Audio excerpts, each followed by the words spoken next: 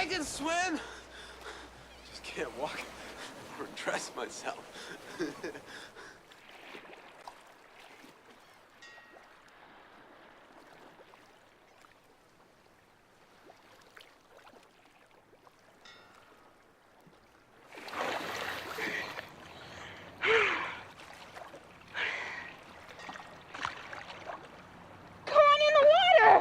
Take it easy. Take it easy.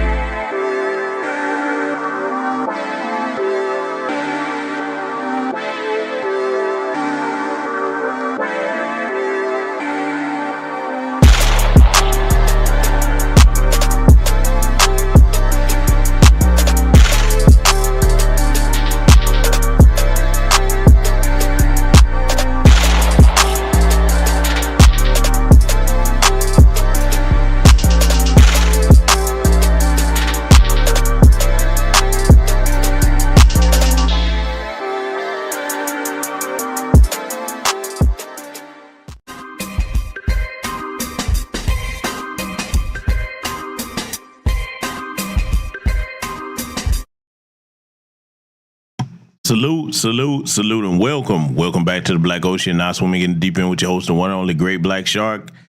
Oh, yes, indeed. Y'all know what time it is. Oh, yes, we are about to turn a flat-backing heifer into hamburger over here tonight. Oh, yes, we are. Let me go ahead and say this at the top of the broadcast. The kid gloves will be off. I'm tired of playing games with it. I get it. Everybody else is giving their takes on these things, but yeah, I'm going to have to go where certain folks are just not going to go. Okay? And it's long overdue. We're going to cover exactly tonight over here on this broadcast why this idiot, Kamala, is not fit to be the next president, and she's not going to be. I done seen all kinds of takes from different folks talking about, oh, she got a chance. No, she doesn't. No, she didn't, and I'm going to tell you why. Don't believe me. White folks going to show you better than I can tell you. Say it one more time. White women, they going to do what they did last time. And most of them, even the Democrats, are going to quietly vote for the orange man. Don't believe me? You going to see. Mark my word. Because see, I'm actually kind of surprised that a lot of people that's trying to say, oh, she got such a chance, oh, could this or that. Because see, look, let's be honest. The only way she will have a chance, and I've seen Donald Trump make some silly mistakes, Sam Bozos over there in the Republican Party, and I'm calling you what you are. This is your time to pull him to the side and say, he's back on some of that white supremacist rhetoric. Fall back, because that's the only thing that really would put her over the top. So the orange man, he going to have to kind of watch what he's saying. Because see, look, let me just go ahead and be blunt. The whole, and I don't know what extra you could give the police to give them extra immunity. They already got it. But that whole thing about the cops, in light of what happened with Sonia Massey, it need to be some black people over there saying, hey, look, kind of fall back on that, even if that's what you intend to do. This ain't the time to be talking about that right now, okay? And for a lot of you that probably don't know it, I'm going to put you up on something that happened today, fact of business. We're going to cover a lot of ground over here tonight. But yeah, that's about the only way Trump is going to lose this election. And it's not about liking him for any idiot star. How much the Republicans paying you? I'm not liberal nor conservative. I'm not the Democrat nor Republican. But I'm just stating the facts, okay? And we're going to go over a couple of hard facts over here tonight. Because see, family, let me tell y'all something. One of the things we got to start learning to do in Black America, we got to start learning to put feelings aside and just look at things as they are. Now, I know most of you over here are good at doing that or you wouldn't be here, but I got to reiterate this.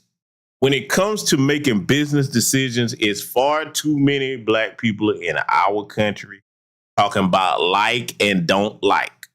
Just stop and bear with me for a minute and just think about how that sounds when you're trying to make an important life decision. You sound like a damn child. And that's what most of the bisexuals think like, children. Now, for the slow ones, me saying that is not an endorsement of Donald Trump. My vote is couch, okay? Until I see some tangibles pop up from either side, it's couch for me, okay? You have to say that to them because, like, what I've noticed, and this is the sad common denominator between the tether class and the goofy bisexuals. If you criticize the Democrats, then they have two lines of thought. They say, well, what Trump gonna do? Oh, you voting Trump? I'm like, did I tell your dumb ass I was voting for Donald Trump? Well, it's only two candidates. Who you gonna vote for then? And I'm sitting here like, I should have had the Jeopardy theme music queued up. Because when they say that, I'm like, I just pause for a minute. It's like, this idiot really don't understand that it's actually three options. You can vote for one candidate, the other, or you can withhold your vote. It's like that concept just don't cross their mind. But see, I know why they're like that. That's that leftover slave plantation conditioning where they can't see a third option of free will and say, hey, you know what? Neither one. Because that's your right to choose the cows too. Oh, trust me. We're going to hurt some feelings over here tonight. But before we get into that, let me go over here, chat room, and greet my esteemed guests. See who we have with us here. Roll on up. I see the good brother CRU Reality in the building. Sidonian Snow is joining us. I see Jesse Paris, aka Shay and Kruma. I see Opal Ivy over here. Stolen Ancestors 1526. Old Grandma in the building. I see Tanisha Murdoch. Chris MC is in the house. My brother Bruce is in here. Sakina's in here. Sean Menz is in here. I see Devin Haley in here. The Sister Keith Prince. Dan Miller TV is joining us. Let's see. My good brother Lee Holmes is in here. I see the Pure Maker Smooth T Mac in here. What's going on, my brother? I see our sister. Oh, I don't know if that's a dude or a sister, what have you. Either one. You know what I'm saying? Welcome, welcome. No longer a Sneeper's in here. Derek Parker's in here. Beef the Watcher LBA is in here. My good sister Patricia Jenkins is in here. AK Sour God is in here. My Lieutenant Tam Chan with a gorgeous self is in here. Seven Skills is in the building. My brother Still Kevin Trees is in here. Let's see. Only Pamela's Way is joining us. Pascal H in the building. Let's see. Make sure I don't miss anybody. My good brother Charles Gibson. I see Creative World Films. Netta J. What's up, Netta Bug? And the sister Stun Zed is in the building. All right. Now that I've greeted all of you, welcome, welcome, and welcome to anybody that will be joining us over here in attendance. Hopefully you've already shared the broadcast. That's one of the reasons why I have at least a 5-minute intro to give people time. Get in here for doing what they're doing. If they plan to make it, you know what I'm saying? You got time to go grab you something to eat or whatever you're going to do. Hit that like button and share it. You know what I'm saying? Yeah, I know I don't hardly ever say that much, but that's one of the reasons I have the intro to give people time, because I know, hey, we all have lives outside of internet. So sometimes I try to have, all the time I try to have the intro before I do my live broadcast. So with that being said, we definitely got a couple of sponsors to play here tonight. Oh, man, look, because I'm finna make some people mad. It is what it is, but I may as well go ahead and get started because, these sponsors right here, it's going to hit some people a certain type of way, and it is what it is. I mean, hey, they can't take a joke. They can't laugh. That's on them. So we'll go ahead and get started here. I hope all of y'all had some type of laughter today, but if you didn't, you're about to get a reason to laugh now.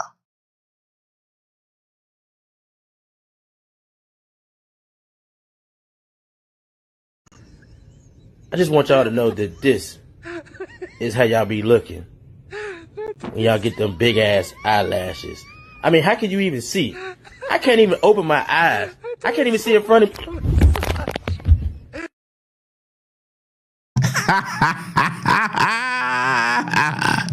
Oh, don't you women in here get mad? Yes, that's how y'all be looking. That's exactly how you be looking. Salute to the good sister Sakina Collins for the cash out. Oh no, man, I got these jokes coming tonight, boy. So y'all like, I ain't gonna never donate to this nigger again. Subscribing from your channel. I'm gonna get a long email. Y'all know when y'all women get upset with a brother, boy. Y'all write a soliloquy, boy. It'd be a whole line. I'm talking about a book. Let me get you told, nigga. Y'all like, oh my God, sister, it's okay. These are jokes. And since these are jokes, we're gonna play that thing one more again. Ladies, I just want y'all to know that this is how y'all be looking when y'all get them big ass eyelashes. I mean, how can you even see? I can't even open my eyes. I can't even see in front of me.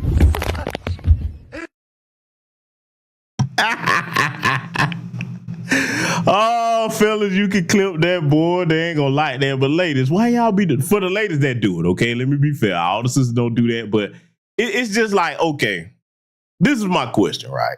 This is my question. Cause we got one more sponsor to play here, but this is my question. Ladies, as vain as most of you are, I know you have a mirror. So now at some point, don't you look in that mirror and say, you know what? Damn, maybe these are a little too big. I somewhat look like a Muppet baby. Y'all remember the little female Muppet baby that had the bushy eyebrows? Y'all know the one I'm talking about. For you young people, just Google it. You'll find it.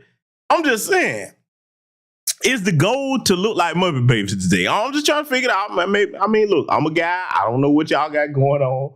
I see y'all laughing in the chat. Look, man, we're trying to figure it out. Because, see, look, I'm going to tell you right now. I think one of the things where I need to be serious about that is, basically, they're telling us they're secret superheroes. Because, if y'all jump off a cliff, hey, you flap them little eyebrows, you can float around like you got some wings on top of you. I'm just saying, man. But anyway, look, we're going to get to the second sponsor. This is definitely going to make you laugh. I'm gonna leave y'all ladies alone because, boy, y'all know how y'all mobilize. You can Get him. Oh, man. Picking on our womanly ways. Get him. I like, hey, I don't want no smoke, man. It's just jokes. It's just jokes. I'm just trying to make it laugh. One more sponsor for y'all. All of y'all gonna love this one. This is a classic right here. Brother Witt, $25. Thank you, brother. You canceled the payment? Brother Witt, you canceled your $25? Must have a white girl. It's okay, brother. Love you anyway. But anyway. This is not a government-funded activity. I have the right to discriminate. Good. All A's and B's. You know what A stand for? African. You know what B stand for? Black. We don't get C's. That stands for Caucasian. And D stand for devils. All A's and B's, no C's and D's. I don't understand. What are you doing here? This is an African people's only live stream.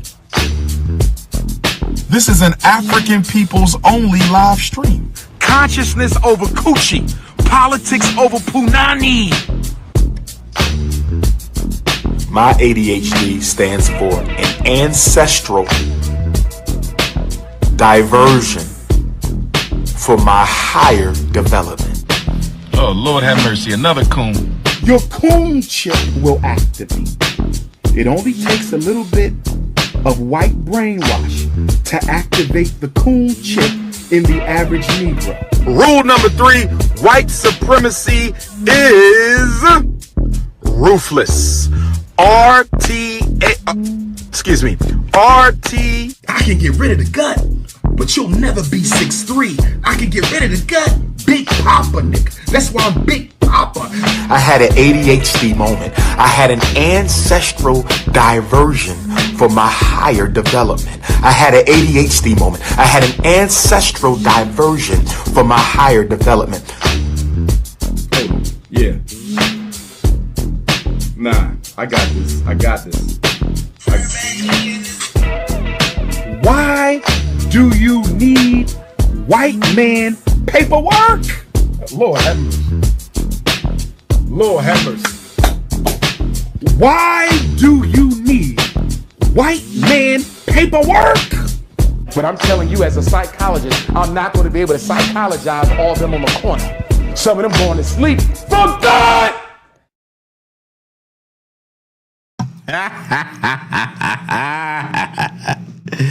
Oh man, shout out to the good Dr. Umar Johnson. Very brilliant brother. Look, it's just jokes. We just joking. You know, Umar, I'll tell you something, man. I said it before, I say it again. Brother is very brilliant, but he's very funny, very charismatic. And you know, when people start getting on him, because Umar doesn't really be on YouTube like that, that King Kong Consciousness channel, that's not him. He said it before. I guess maybe somebody, just want to chronicle the brother's stuff. But, when he got mad at people on YouTube talking about, he called us YouTubians. That was hilarious. I don't care what you say. If it's something funny, I'm going to laugh. He called us YouTubians. YouTubians? Oh, man. Big Papa. Why do you need white man paperwork, brothers and sisters in the chat? Put that white man paperwork down, okay? Because see, what we're finna get into here tonight, we gonna pick up some paperwork over here. Oh yes, we're gonna pick up Commandments paperwork. Oh, I got the golden oldies for Commandment over here tonight. Yes, I do. Oh yes, I do. You finna go in on a Commandment because see, let's go ahead and get it started with this. Family, this happened today, all right? And so that all of you will be able to verify this for yourselves. Gonna put a link to it in the chat 3 times in honor of the good brother, Dr. Umar Johnson. This is courtesy of the Chicago Sun-Times. Okay, we're gonna put this in here for all of you who want to verify what I have on the screen here. Donald Trump to attend National Black Journalists Convention in Chicago on Wednesday. Okay, which is today. All right. The annual National Association of Black Journalists Convention runs Wednesday through Sunday in the Loop. Former President Donald Trump, 2024 GOP nominee for president, will sit down for a Q&A session Wednesday, his campaign announced. Now, let me tell y'all something, right? Boy, the Democrat shills are pissed off about that. But see, Those of us who are adults tried to tell people this back when Ice Cube was trying to present the contract with Black America to both sides because he didn't know who was going to win the election. And that's smart. That's what you do when you're handling business. You present what you have to both sides, okay, in the realm of politics. And whoever's going to get something done, that's who you roll with. Feelings aside, okay? So now when you related to the situation here, Donald Trump was smart. He was like, okay, yeah, you know what? I need to get out here and talk to the Black community. And see, from what I'm understanding, I heard it was a bunch of shilling going on. I have yet to catch up on all the things that they asked Donald Trump. I saw a couple of clips out there, and I'm like, oh, you shills are just worthless. This is why we got to start getting our grassroots people into these places, and we were trying, okay, but there's one young brother that he couldn't make it for, other reasons, but I'm sure he would have been in there, but that's okay, though. That's okay. Since it's going to run through Sunday, he just might have a chance. You know what I'm saying? Because we got to start getting our people that know how to think like adults in the room and ask proper questions and have some actual adult dialogue about the agenda we want on the table. See, there's an old saying, a closed mouth don't get fed. Instead of everybody running around talking about what you're not going to have, you present it and then let the person tell you no, then you can say that, okay? See, all of us who are business owners, we understand that. And even if you're not a business owner, if you're a person that's looking to achieve any certain goals or make it to a certain position in life, sometimes you got to open up your mouth and say something, okay? I mean, don't be afraid for somebody to tell you no, because no doesn't kill you, okay? Either way, come man, it didn't take a little old flat backing ass up there. You know what I'm saying? And see, look, let me go ahead and deal with this off the bat here, because this just irks me, especially to these damn tethers, because that's what she is. She's a tether. Family, this whole thing about because you went to an HBCU or you in a fraternity or sorority, that makes you Black. Let me say something to these idiots, because see, I've heard some people address this, but they didn't put the foot down on it the way I'm about to. Being foundational Black American freedmen, okay, a Black American, okay, those of us who didn't immigrate here, Black American, because that's why I don't just use the term Black American. They didn't try to get slick with that. On Black American, yeah, on paper, your people immigrated here. Those of us that are descendants of freedmen, foundational Black Americans, our race and ethnicity is not tied to anything regarding a damn college or a fucking organization. This is our blood. You understand me? If one of your parents is not a descendant of freedmen, foundational Black American, and you can't trace your lineage back to these killing fields here, you are not a part of our lineage, and that's okay. Be who you are. See, we are in the era of delineation. Everybody's going to carry their own weight, whether you want to or not. Our backs are tired. Our ancestors carried a lot for centuries without compensation. And that burden has been placed onto the backs of those of us who are their descendants, which is why we're not going to take the foot off the gas for getting these reparations and everything else that we'll do, anti-Black hate crime bill, and et cetera, et cetera. I kept hearing when the delineation movement really took off, you had a lot of people, and some meant well, but others were just on this goofiness of wanting to steady ride somebody's coattails like a damn barnacle on a ship. What's the end game? There is no end game to recognizing our lineage. We are who we are, just like you are who you are. The difference is we're proud of who we are and we're in our homeland, okay? Now, this is no disrespect to anybody that had to leave a bad situation. I would never tell somebody to stay in a situation where your life is in danger. But if you just up and running because you ain't going to get together with other people and get on code and actually build nothing where you from, even if you leaving and saying, because see, I've explained this before. It's reasonable for you to say, okay, where I am, things are messed up. I can't get my economics right here. Let me go somewhere else, get my money right, get together with other on code brothers and sisters from my lineage. We're going to come back here and make this place somewhere where the future generations don't have to leave. Most of y'all ain't thinking like that.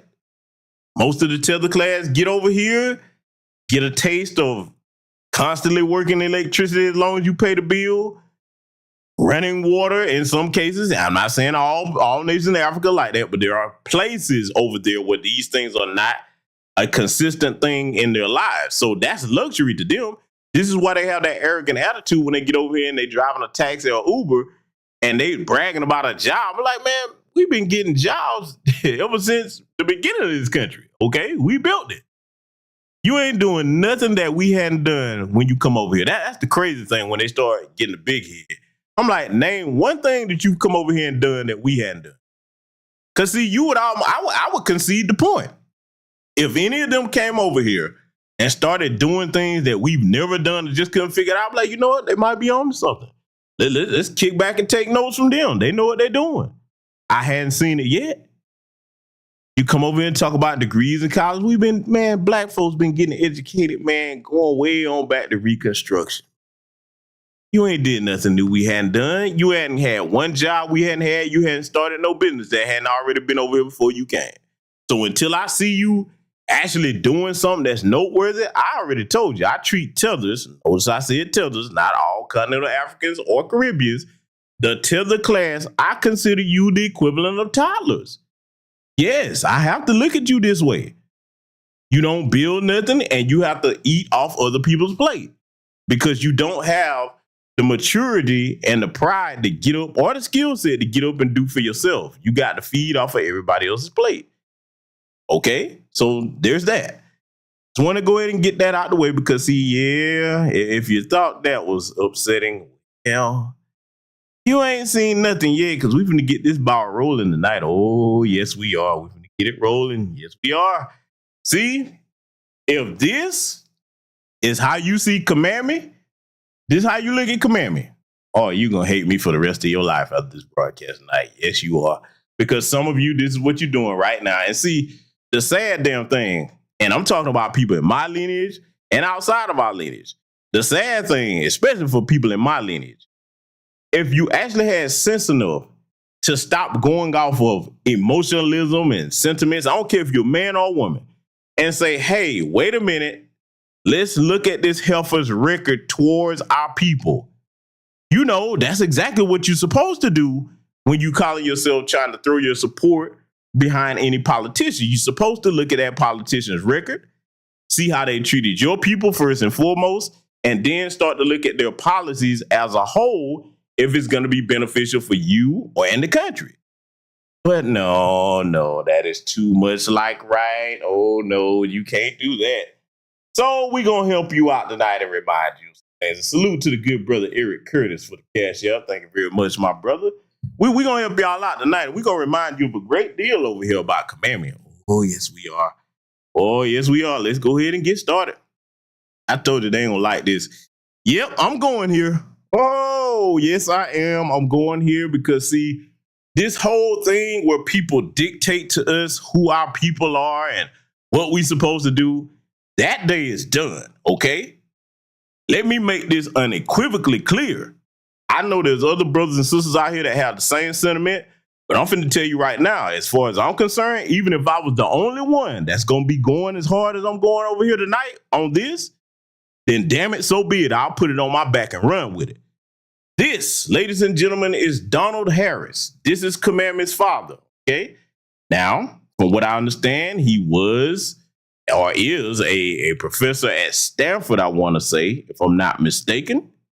But I want you to take a good look at this man, all right? Because when you talk about Kamala Harris's parents, people keep saying, well, she's Jamaican and East Indian and all of this. Okay. Let me tell you something. And if my good brother Kid Gravity Beyond is in here, feel free to sign off on this, my brother. First and foremost, I've been to Jamaica, okay? Many times. Beautiful country. Love it. There's color caste systems down there to this day. That's true. However, when you look at Donald Harris, Kamala Harris's father, this man on this screen right here, Jamaicans don't look like that. This man is a full-blooded East Indian with Irish heritage, okay? See, you can pull that game on people that don't travel, people that don't actually have a diverse set of friends You know what I'm saying? People that don't understand anything about race, ethnicity, and genetics and phenotype, you can't pull that with me, okay? Because everything I just said, I have a functioning working knowledge. All right? This man is an East Indian. Now, why am I going here? Because we're finna put something to bed tonight. And see, everybody in this chat room, I'm going to need y'all to sound off on this loud and clear from now on. Because, see, we've been too passive about really checking a lot of this stuff. Now, what do I mean by that? I'm not saying that none of us check it. What I'm saying is you got to be ironclad when you put these people in their places, okay? I'm finna show you how to do it here tonight. Don't worry. Now, let's move right along because I just want y'all to get a good look. This is Donald Harris. This is one of her parents, her father. Okay? Gonna look at something else. Yeah. Now, let me be clear. Her mother, Kamala Harris, is deceased, and I am not going to make the disparaging comments about her mother. I do not disrespect the dead, but I'm putting her up here so that you can see that her mother full-blooded East Indian lady also. And on her paperwork, she identified as Caucasian, as many of them do. Now you see Kamala over there on the left. Look at that, this woman. So her father. My question is this. Having been to India, Indians, okay, East Indians, do not call themselves black. Right now in 2024, if you get on a plane and go over there and ask them what they identify as, they're not going to tell you black. They'll tell you many things, but it won't be black. I've never heard an East Indian in their homeland or outside of it refer to themselves as black. So now we got to go ahead and just go ahead and put the foot down on this nonsense. Which part of this woman's lineage is black? Huh? Not just black American, black anything. Let's go ahead and be, you know what? Hold on. Let's go back for a second. Hold up. Let's do this. Right here, Donald Harris. Put him back up here for a second. This is why I clamp down on that whole just saying black American thing without saying foundational black American or freedman. Because if you immigrate somewhere and you become a citizen of that country on paper, then they just run with that, the tether class, when I say they. All right? This man was born in Jamaica, but he has no genetic Jamaican blood or lineage whatsoever. Admitted from his own mouth. This man is Indian and Irish. Now, I don't know which one of his parents was Irish, but it's in there somewhere. You can look at him and clearly tell there's nothing Jamaican about him. There's nothing black about the man. He's melanated, but he's not a black person. Okay? He's not. Now, I'm well aware of many Jamaicans say, hey, I'm not black, I'm Jamaican, or I'm black and Jamaican, okay? Yeah, I'm aware of that. But what I'm saying is this man doesn't fit the bill in either case. All right? So when we go back over here to her mother, all right, because see, we got to put the foolishness to bed. If neither one of your biological parents is a black person, how the fuck you get off talking about you black? See, this is where they play with you at. Because they were down there in Jamaica, her father was born there. Well, just play off of that and just say she's Jamaican. Because, see, this is the current game.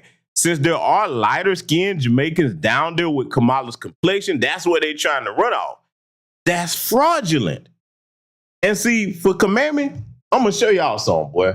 I'm going to show you tonight exactly why you can't trust her, because she look, I'm going to call this her for what she is. She's been lying her whole life, okay? Been lying her whole life. That's what she does. A flat back and lying bottom bitch. That's what I'm calling. Yes, I said it, goddammit. I done told you, I'm not playing with this motherfucker over here tonight. I'm tired of this because, see, this is an insult to my ancestors. You trying to cosplay as us. You're definitely not a black American. You're not a black person, period, at all. How can you be when neither of your biological parents is black? Ain't got nothing to do with no damn HBCU, no sorority, no fraternity, no nothing. Running around here insulting our people. Oh, yeah, don't worry. We going to cover it all tonight. got something else I want to show y'all though. We're gonna dive further into this, and we're gonna put all this fools to bed over tonight. What'd you get? So, okay, so I don't know, do you know music? Okay, so first of all, Charlie Mingus, really one of the greatest jazz performers ever. One of my favorite albums of all time. Roy Ayers, Everybody Loves Sunshine. You know this one? So good. It's a classic. Let me pause it right here because I know all of y'all have seen this clip by now. Okay. Everybody knows this one. It's a classic. It's so good. Okay. Well, if you so into these things, because all of us that are into music from a bygone era, okay, we have it already. Unless something happens, a natural disaster, fire, whatever. And boy, you know, black folks, boy, hey, one thing we're going to protect is going to be our music collection, okay? Huh? Outside of it getting damaged, why you got to run out and go get it now? This is so fraudulent and phony. But see, boy, it wouldn't have did for me to be there, because I'm going to tell you what I would have did. I'd be like, oh, yeah? I was like, without looking at the album, name me some songs off this album, that some of your favorite songs. Talk to me. I like, don't nobody whisper in her ear. You love this music, right? So see, let me ask the ladies and gentlemen in my chat something. All the music that you love, that you grew up with, that your parents grew up listening to, okay? Any new song that you come across from any genre, if you feel that and you love it, you can recite it bar for bar, word for word, lyric for lyric, okay? Huh? She can't do that. This woman don't listen to none of this crap that they got going on here. See, it's got to get to the point where we got to let these people know that your insults have consequences. Because see, you can't go around Asian people and insult them like they going to call you out, as they should. Hispanic people, any of these group of people in here, if you go around fronting and faking it around them as if you into their culture, you're not, they going to call you on that. And rightly so. I don't have a problem with that at all. You're supposed to. Only us do they come around here with this type of insult, with this little East Indian, Asian, and then want to hopscotch and double dutch in and out of blackness. Oh, no, baby. We putting your ass right back over there in your actual heritage. And they don't fool with you either. They really don't. I told y'all, I'm not playing with it. Let's let it continue. And then Porgy and Bess, right? And this is a beautiful one. It's Ella Fitzgerald and Louis Armstrong. So there you go. All right, Marlon. So before she start up again here, let me tell you something. Kamami, Heifer, you know how I know you don't listen to none of that you had there, them albums? Okay, first of all, who buy albums anymore anyway?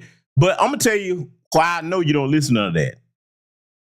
Even with your heritage, because see, I've traveled and met people that are not black at all, not foundational black American, not no kind of black, okay? If you are into music, the music that you love, all of y'all listen to me, bear me witness on this or call me out and say, brother, you full of it. You don't know what you're talking about. The music that any of us love, no matter what genre it is, that bonds to your spirit, man. Huh? It bonds to your spirit. So I'm going to tell you how I know she don't listen to that. She too damn stiff in her movements and her mannerisms. See, we have soul about us as black people. That's how I know you're not one of us. You a little failed wannabe white woman. You want to be, that's what you want to be. Okay? That's what you want to be. Back in the day, when she was in her prime, and she's never been attracted to me. I'm sorry. I seen her when she was younger, when she was running around with Montel Jordan and all the rest of them. No, not Montel Jordan. What was the brother's name? Man, drawing a blank. What was his name? What was his name, y'all? Well, I said Montel Jordan. It wasn't Montel. I don't think it was Montel Jordan. We don't know with her. She got around a lot. The brother with the talk show, man. Was it Montel? Williams. There you go. Thank you, chat room. And downtown Willie Brown. Okay. Listen, here's the thing. How I know she's not one of us. She's too stiff in the way she talk with her little awkward ass mannerisms. Anybody that grew up off of any type of black music, you got rhythm to you. You got soul to you. You have some empathy to you as a person for other people. You know why? Because the early days of our music, I don't care if you start from the 50s, 60s, 70s, 80s, 90s, that era of our music in particular, them decades that I just named, the music had life lessons in it about people, about relationships, having a good time, day-to-day living as black people. You don't have none of that in you. Think I'm lying?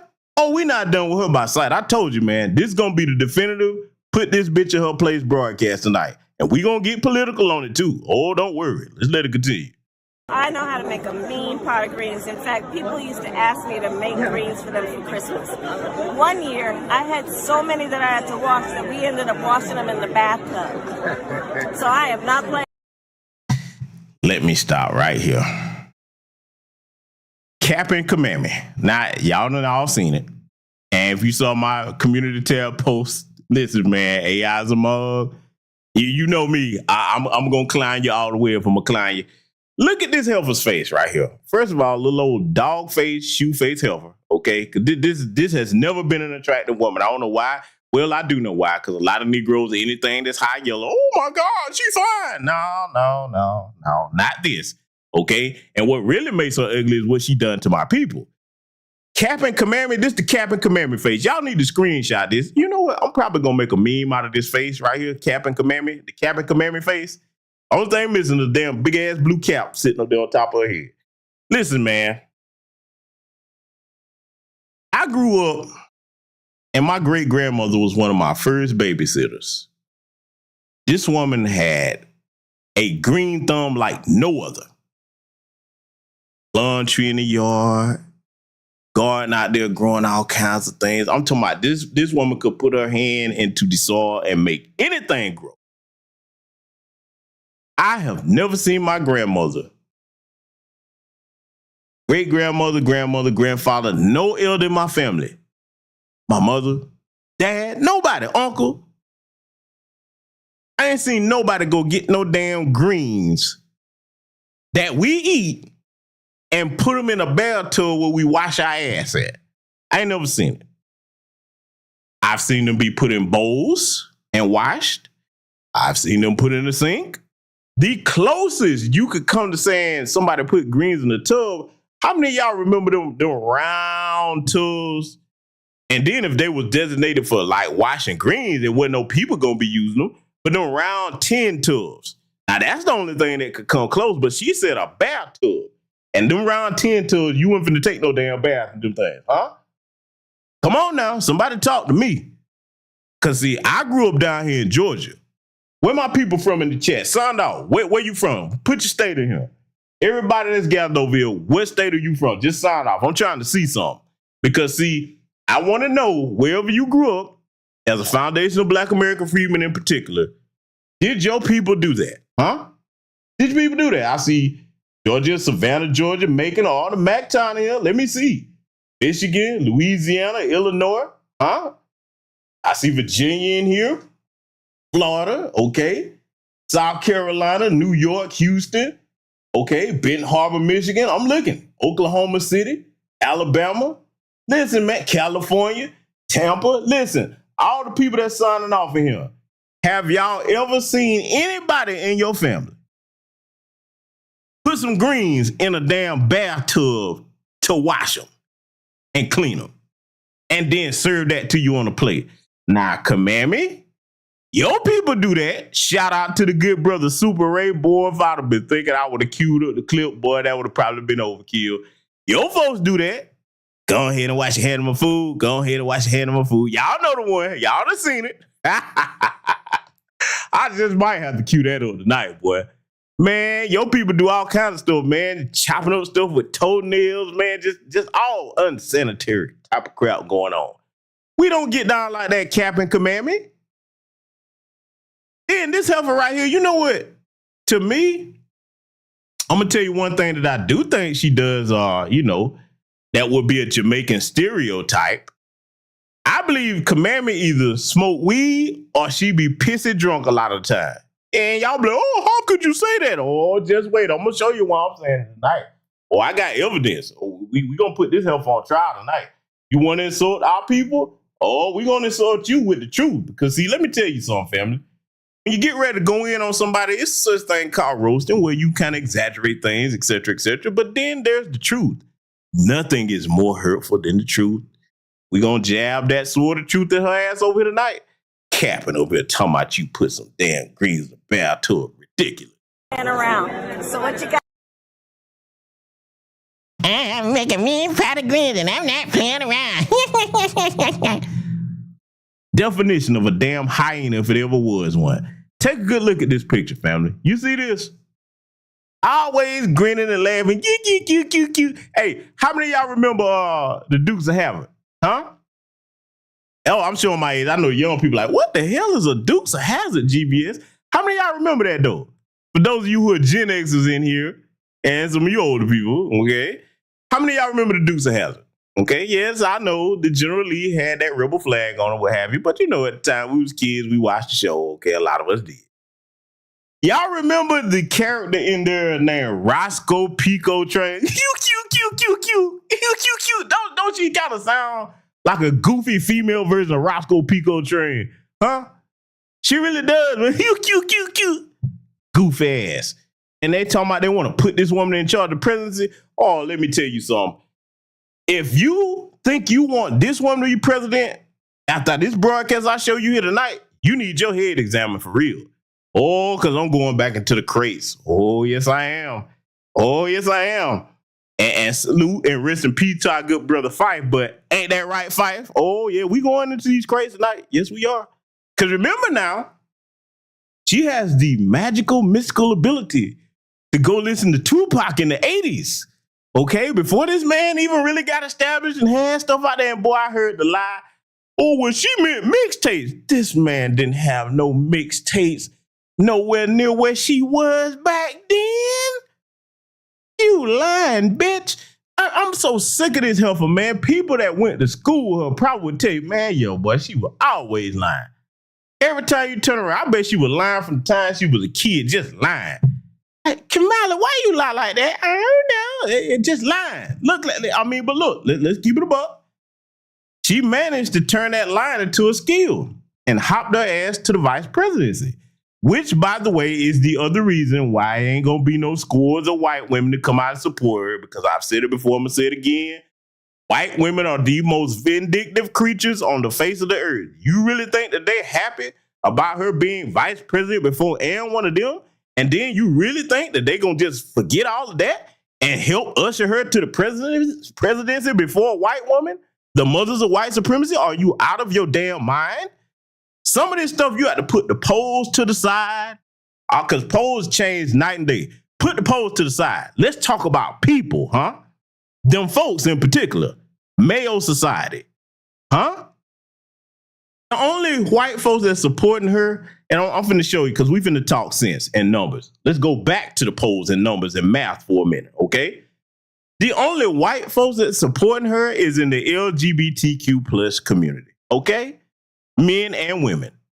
Heterosexual white males and women are not supporting this woman. Have you lost your mind? Even if they call themselves Democrat, they're not.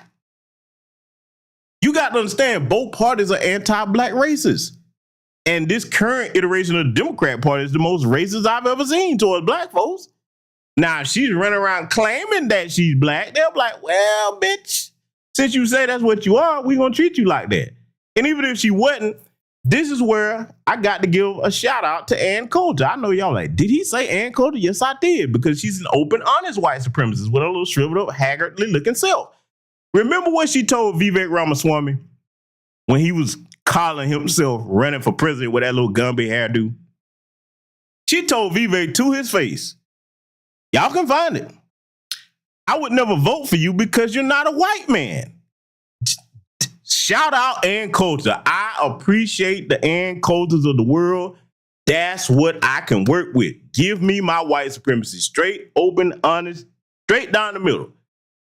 We can have a conversation all day long. Damn sure can. I know where she stands. She know where I stand. She told that man, I wouldn't vote for you because you're not a white man. No matter how much you cosplay, get your little hair moves and Gumby your hair up, and then Vivek, I'm starting to look at you. Are you trying to bleach? It's a little late for that, buddy. It's a little late for that.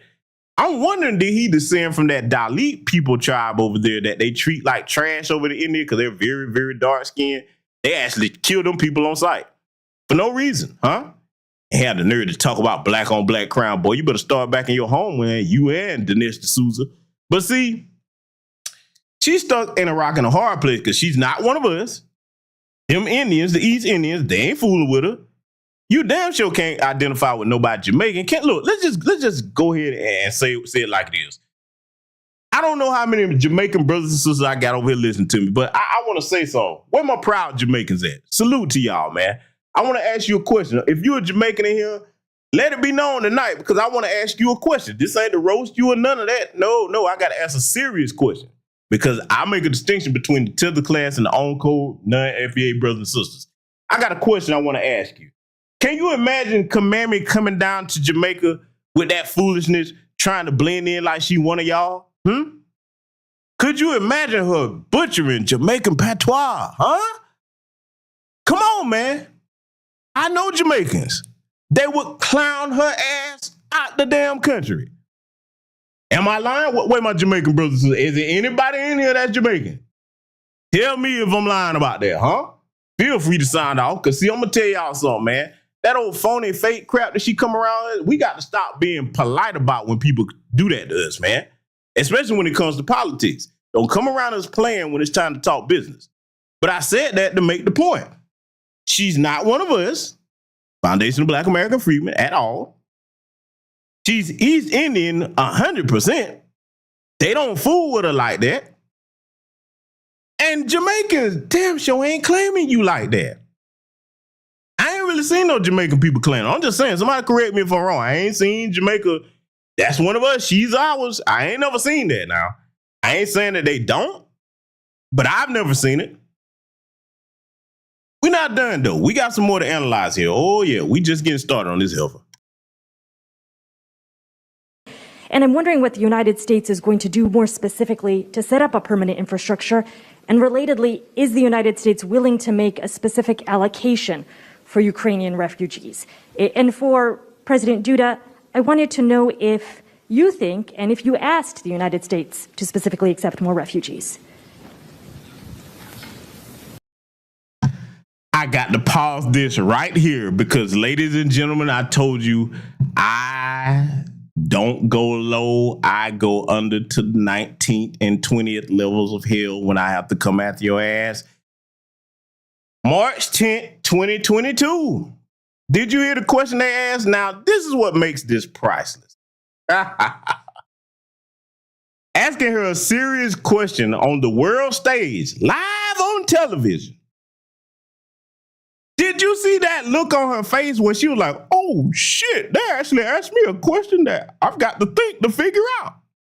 Look how she turned to like, oh my God, I've actually got to use my mind and not my behind? What am I gonna do? Oh boy, this shit was hilarious. And if you don't remember this, wait till you hear the answer that this heifer is about to give. And you gonna tell me you want this bag of dog shit to be president of the United States without the serious decisions that have to be made in that office? Oh, okay. We gonna see. Let's go ahead and play it. Okay. A friend in need is a friend indeed. Okay, I can first. Did y'all hear that? Did you hear it? A friend in need is a friend in need.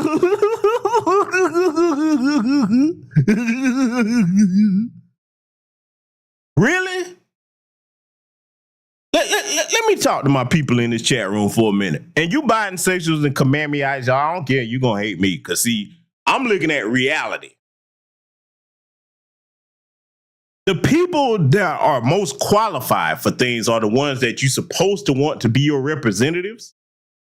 Never mind the presidency. I got a question that I want some chat room participation from. I'm going to ask you a simple question. I'm going to hypothetically, okay, for the sake of the argument, turn all of you into Fortune 500 company owners, okay? Back to business, you have a Fortune 500 company that's been in your family for generations. It's your pride and joy has been passed down generation to generation. Would any one of you in that position that I just gave you here, for the sake of the argument, pick this jackass to be your international spokesperson? I'll wait. I want to see somebody talk to me in this chat room. Would any one of you pick this jackass here to be your international spokesperson? Somebody tell me. Salute to the good brother K right in the building. Somebody talk to me. Would you pick this? Let me further lay something on you here. Not only do you have a Fortune 500 company, this company that you have, it has a sterling silver, shining gold reputation. Whatever you touch and bring into the fold of your company, it does well. Okay? I'm talking about it becomes household name, international name. You become the standard of excellence. You tell me you're going to pick this to go out and represent you internationally? A friend of Lee is a friend of Lee. You may as well be looking at something from a damn Disney cartoon, goofy ass. And they're talking about they want to put this as the president of the United States. Are you serious? I'm starting to wonder what kind of drugs these bisexuals and commandmeites are doing, boy, because that's some shit, man. That's something that we ain't never seen before. If you telling me you want this to represent you on the international stage, our country, huh? See, I'm going to say it one more time. I've said it many times over the years, and I can't believe I'm going to have to say it again. Once upon a time in my life, I used to think W was the dumbest president of my generation that I've ever seen. I used to think that. I really did. I was like, boy, can't get no dumber than this. W? And y'all know he was, boy, twice the fool it take to be stupid, okay? Tearing up all kinds of words. Then along comes this jackass. This. Yes, I said this.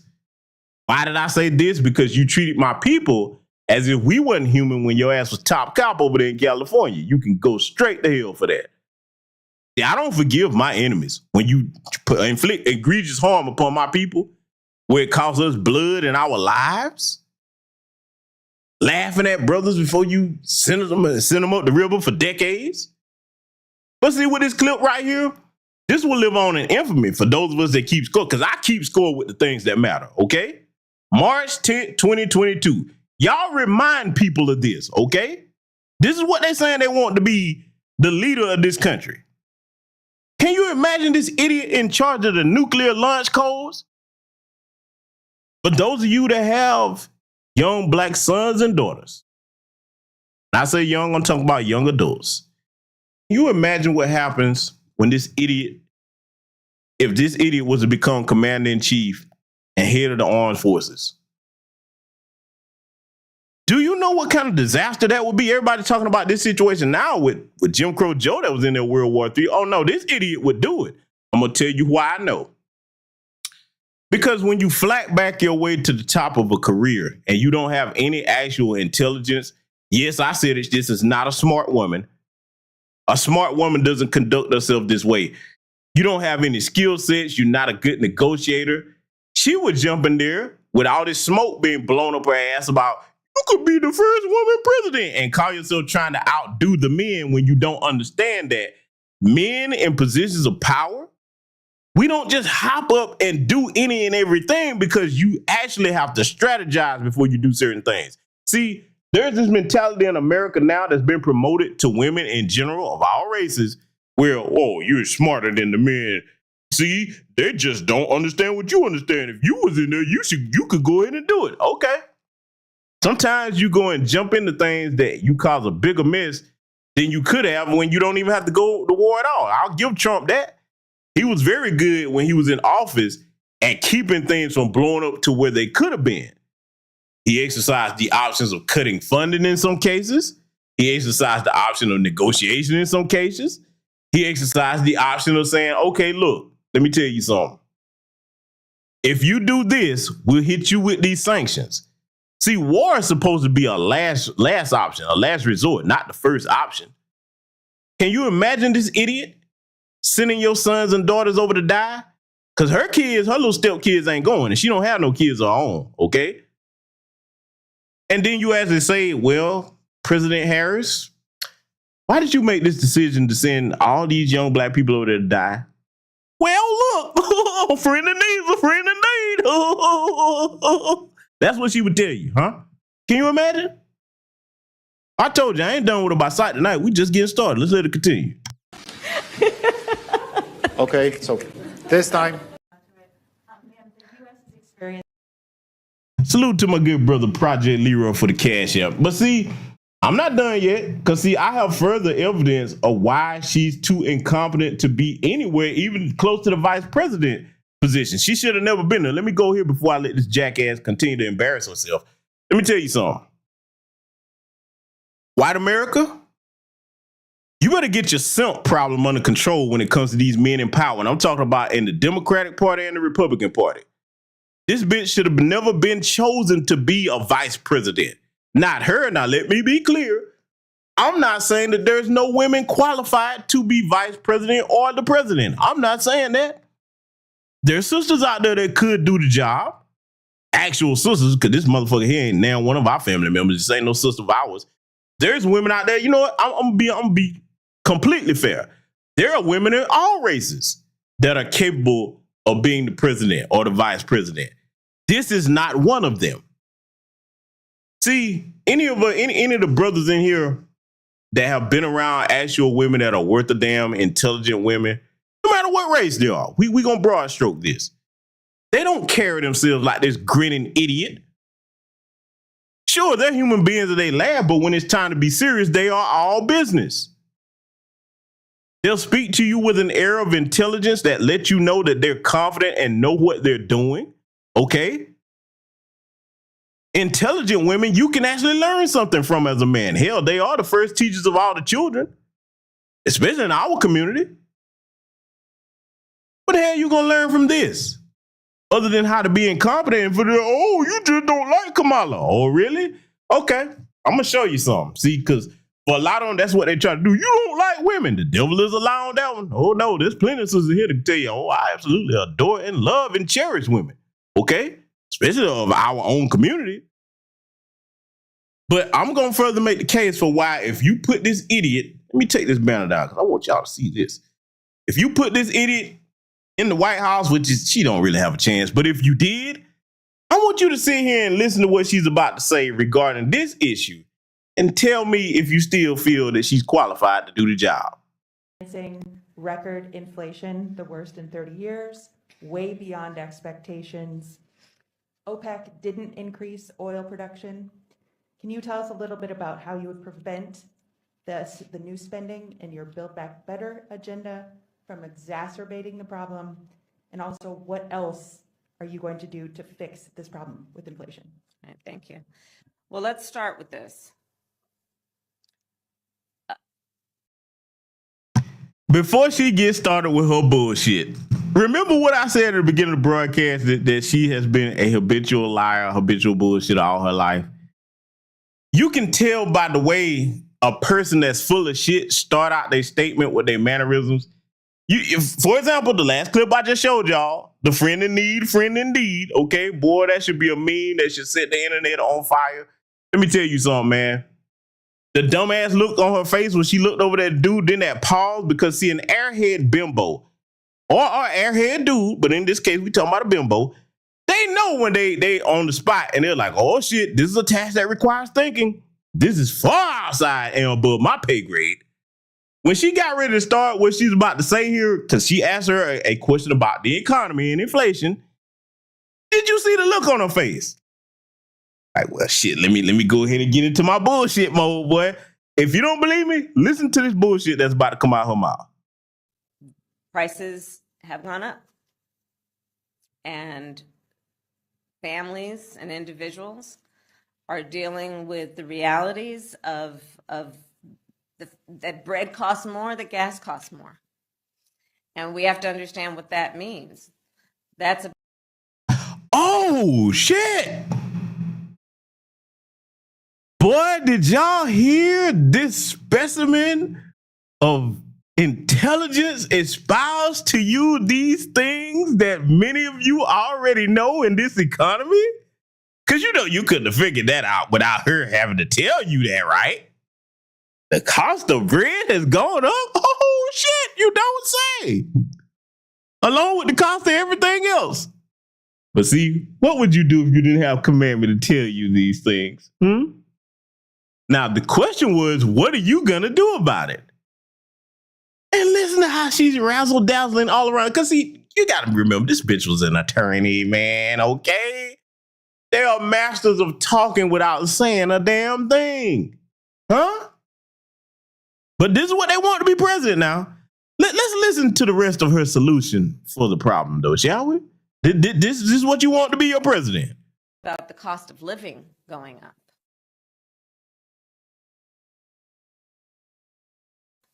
That's about having to stress and stretch limited resources. That's about a source of stress for families that is not only economic, but is on a daily level, something that is a heavy weight to carry. So it is something that we take very seriously. But there is also a point that is important to make on the Build Back Better framework. One, it is designed to make it less expensive for working people to live.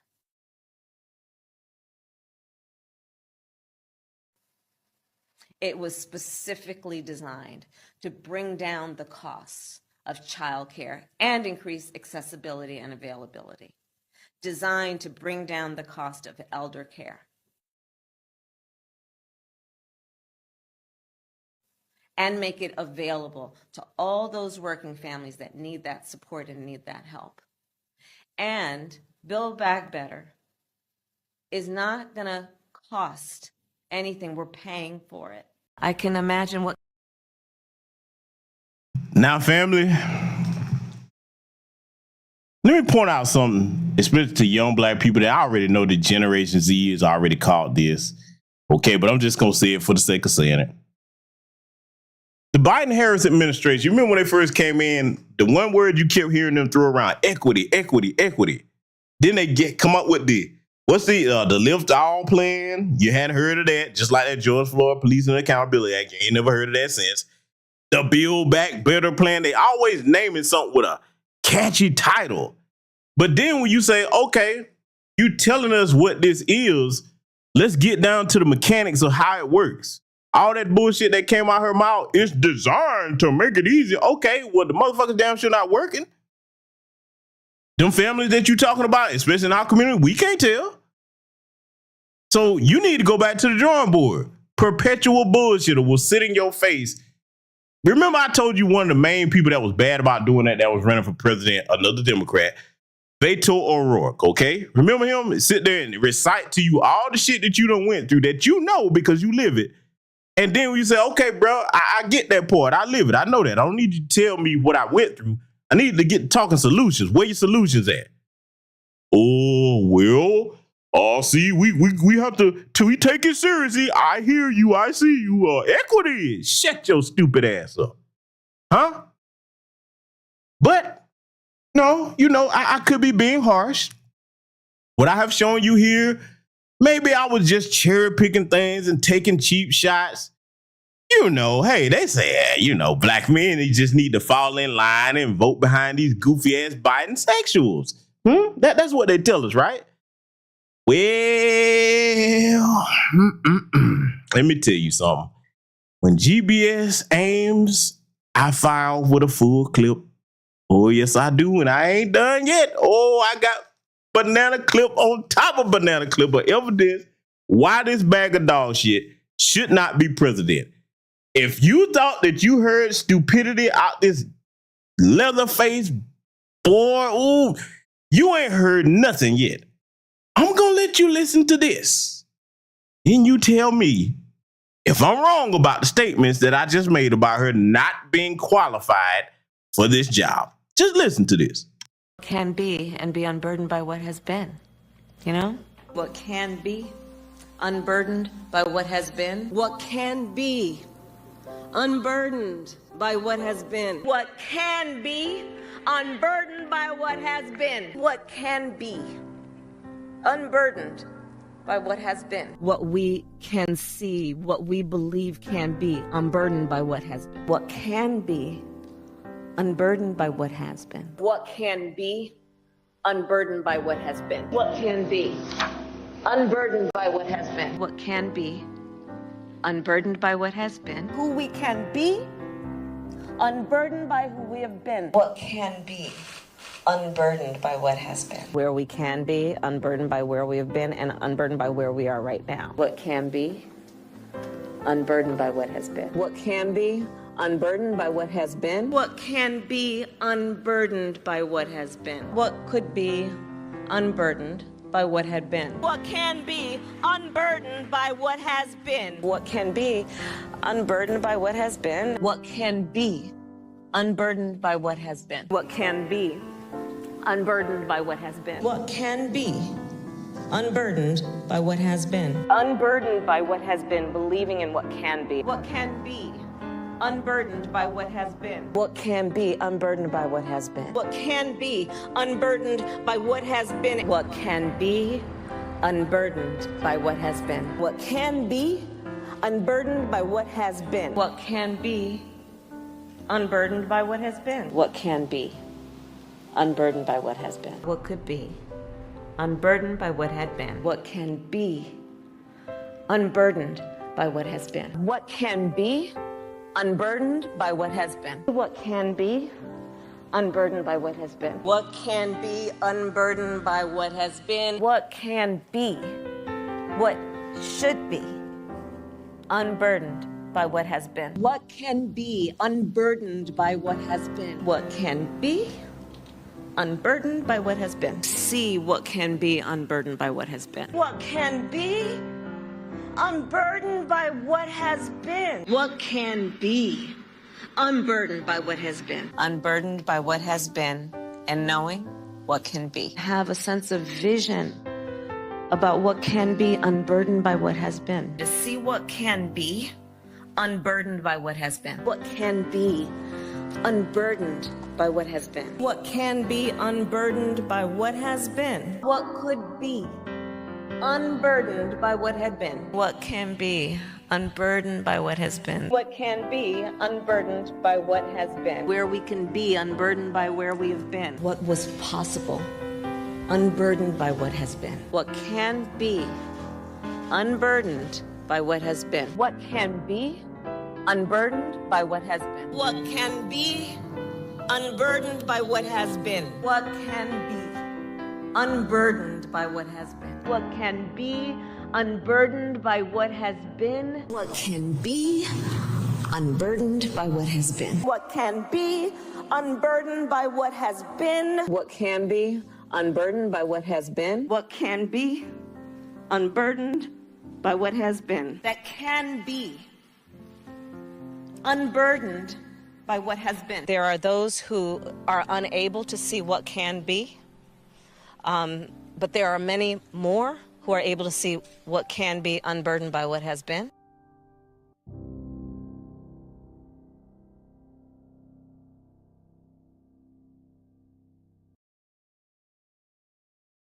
Family, I let that play for a reason without any commentary, okay?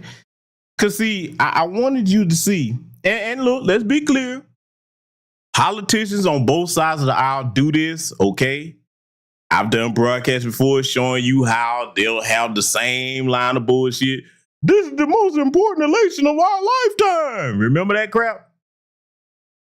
I'm teaching you the pattern recognition, especially our young Gen Z that are voting age, of how to recognize bullshit over and over. She'll probably say that on this campaign trail. What can be unburdened by what has been. Look, let me tell you something. If you ever get a chance to talk to this helper and she says that, or just ask her about, like, what does that mean? Huh? What? Can you explain what that means? Huh? Can you imagine? Look, let me tell y'all something. Y'all want to piss somebody off? Because I told you, we had to clown this helper tonight. Y'all want to piss somebody off? Let me tell you something. The next time that you get in an argument with somebody, just hold your hand up and say, stop. You need to understand what can be unburdened by what has been. And just walk off like some type of ancient Chinese sage. They're like, what the hell does that mean? Oh, boy, I told you. They want this to be the president, though. Huh? That idiot is supposed to be the president? Are you serious? I got to pull my Aunt Pat line. Is you crazy?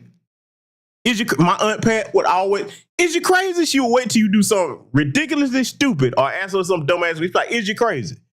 That's right. Like we said in the side, is you crazy? I guess the bisexuals and the Kamamites, they're actually crazy though. They done lost their last damn mind. Oh, I know y'all ain't gonna like this broadcast here tonight, but see, I told you. What did I say at the onset of the broadcast? It's one thing to roast. It's another when you hit people with the truth. This has not been tampered with. These are her words. Yes, we're in the age of AI, but you can find all of what I'm showing you here tonight on your own. I've just compiled it in a nice package, and we're not done yet. Oh, we are not done. Oh, we are not done with Commandment by Sight. You see, when I get on you, boy, I told you the worst thing in the world to do is get my attention.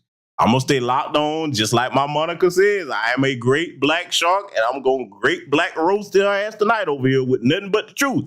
Let me show you something else, family. Oh, yeah, we got to take a look at this. Yes, we do. What's the other?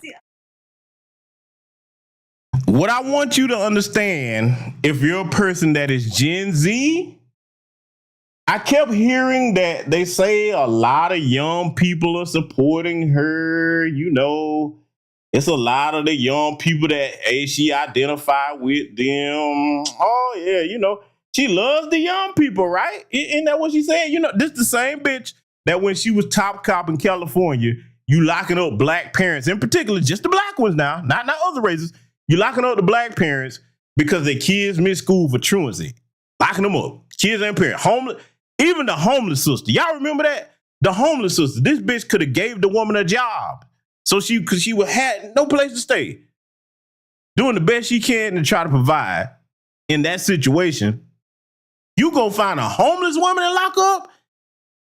I believe this bitch really has Asperger's syndrome or something because she has no human empathy for people at all, especially if you black. None. But see, I'm finna show you young people something. Right now, let me tell y'all something. How many of y'all in here have children? Let me ask you a question. Teenage children. Let me be specific with this. To see, how many of you in this chat room that are black parents have children that are in the Gen Z range? Talk to me. I want to see something because I'm going to ask you to do me a favor. I'm going to wait. I'm looking for some chat room participation.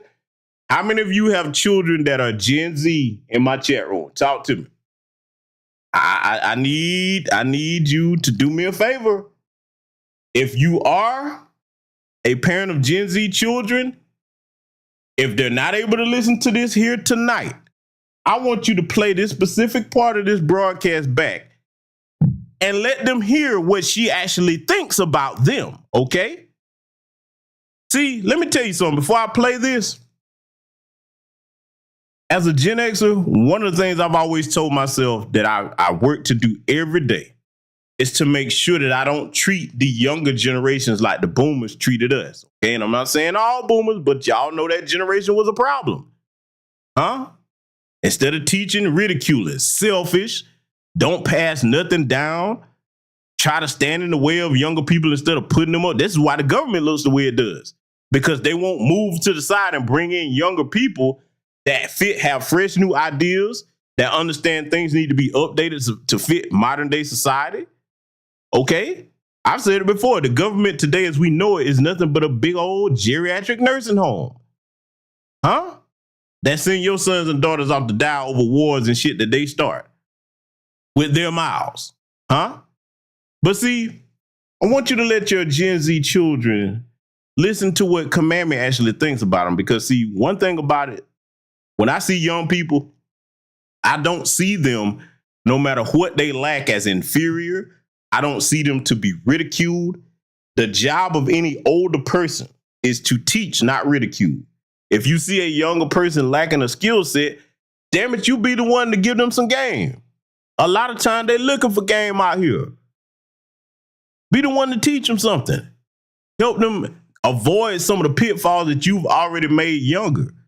You know what I'm saying? In your younger years. That's what real elders are supposed to do. I don't look at them as stupid because they're the future of our people. And see, the other thing that I love about Gen Z, they're not going to be bound by a lot of this old thought process that's been around, man, that many of us were stuck in, okay? They're not. Gen X, millennials, Gen Z, this is our time, man. Particularly and look, let me tell you something. Gen X and millennials, we got to elevate and support Gen Z and lift them up. When I see anybody from that generation in particular running around with their head down, not having confidence in themselves, I do everything in my power to lift them back up. Not with just words, but I ask, okay, why do you feel that you can't do this? Why do you feel like this is holding you back? And after I listen to them, take notes, I'll be like, okay, hey, check this out. Here's a book that give you some game. Dr. Claude Anderson, read this Powernomics series. You can go talk to this or that person that'll put you up on some game. Right now, I'm in the process of linking brothers and sisters, Dr. Chanel Phillips, my good brother, Dr. Musa Abdullah. I'm going to link them with a younger brother that has a platform. Y'all probably be seeing them interview on this platform in the near future. See, I do a lot of things behind the scenes that I just don't talk about because I really love my people. And one of the people that I have the most love for is the younger folks. Because for me, this is how I look at younger people before I let her make this despicable statement, which is another reason why I can't stand her ass. When you look at a young person, man, you're supposed to look at them and say, you know what? Instead of me trying to be a hindrance in your way, I want to see you get not only to where I am, I want to see you go further than I ever could have imagined. That makes me happy, man, when I see the young people rising up and not only getting to where I am, but surpassing me. I love to see that in any capacity of life. I love it, man. Why? Because in our community in particular, that lets me know that the future of our people is in good hands. You're supposed to put the wind at their back, man, not try to hold them down. Tell you what, though, I'm going to let this play. Y'all tell me if you think that you want something like this to be the next president when it, and I said it for a reason, feels this way about your sons and daughters. The thing we know about this population, and it's a specific phase of life. Remember, age is more than a chronological fact. What else do we know about this population, 18 through 24? They are stupid. That is why we put them in dormitories, and they have a resident assistant. They make really bad decisions.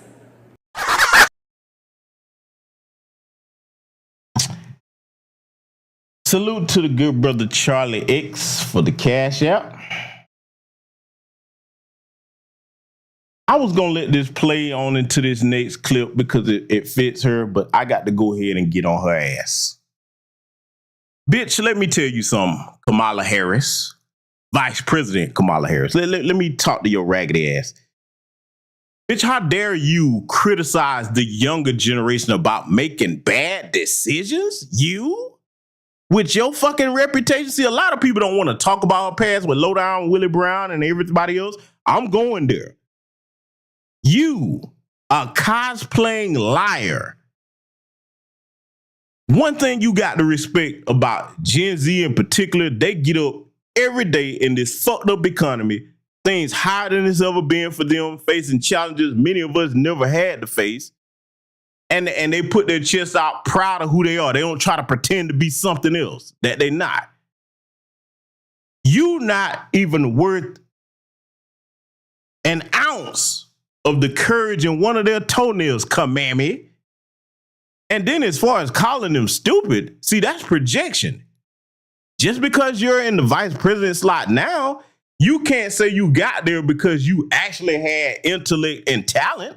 You flat backed your way to the top. It's not hard to do that. Flat backing takes no fucking talent, okay? Any bitch can lay on her back and then have somebody elevate her somewhere. Let me tell you the women that I have respect for. The women that say, yeah, I could do that, but I don't want to be known as a flat backing whore that somebody handed me something. I'm going to be known as the chick that I was smart enough to do this. I had the skill set to do it. I've got the network to do it, and I have the innovative talent to do it without laying on my back. If I'm going to lay on my back, it's going to be in celebration after I get what I earned, not what somebody gave me. Raggedy bitch, how dare you come after the young people like that and make that statement? And you want this to be president? You show this to your Gen Z children. See, a lot of y'all probably thought I forgot about this. I don't forget nothing. I keep things as time goes on and I sit on it. I say, you know what? It's going to be a time when it's time to bring this back to the forefront. Oh, yes. I take great offense at any older person speaking with that type of disdain towards young people. But see, bitch, I know why you do that. You're not a mother, Kamala. Oh, I'm going there. Yes, I am.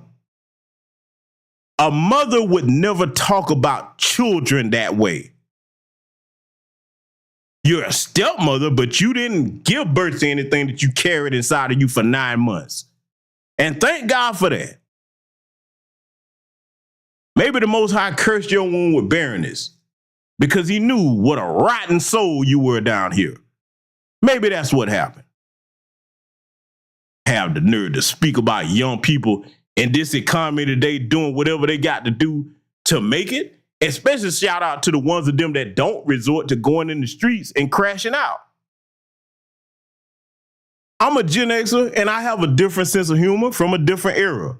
But when I see, look, let me tell y'all something about me, man. And people in the chat room can verify this because I don't brag a lot about what I do and things of that nature. I'm not a braggadocious person. But sometimes just at random, man, if I see especially young black TikTokers, man, doing their thing or whatever, they got a cash out or something. Man, bam, here, take this, keep going. I understand what you're going through. You shouldn't have to be going through this if generations prior to you, including my own, had made things where you wouldn't have to be dealing with this today. That's what I think. Huh? That's what I have respect for them, man. The innovative talents that they have. Even if it's something that I'm not particularly fond of, I got respect enough to say, hey, you know what? That's an innovative idea. They out here hustling, they're trying. They're not sitting there with their hand out or on their fucking back looking for a handout like you did, bitch. Yeah, I'm going there. But see, they want this to be president, though. Got a question. How you gonna be the president of a nation and actually nation build when you have disdain for its future, which are the youth? That's the question I want some of y'all to start asking these ski-wee supporters, huh? Ski-wee, we won't vote for you. How about that?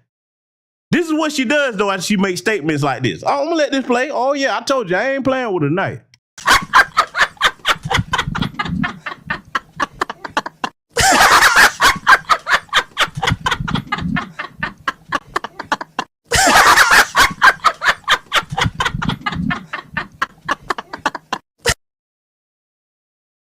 Yeah, old cackling ass hyena.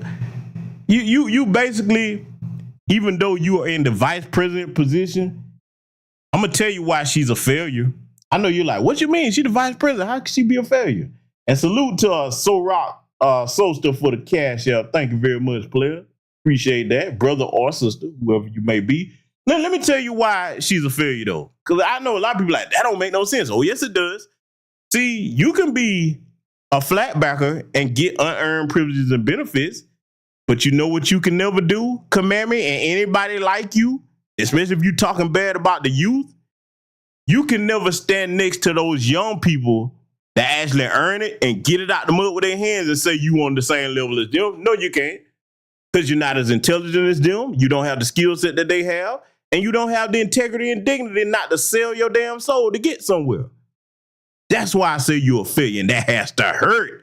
That's why this bitch is so hateful, y'all.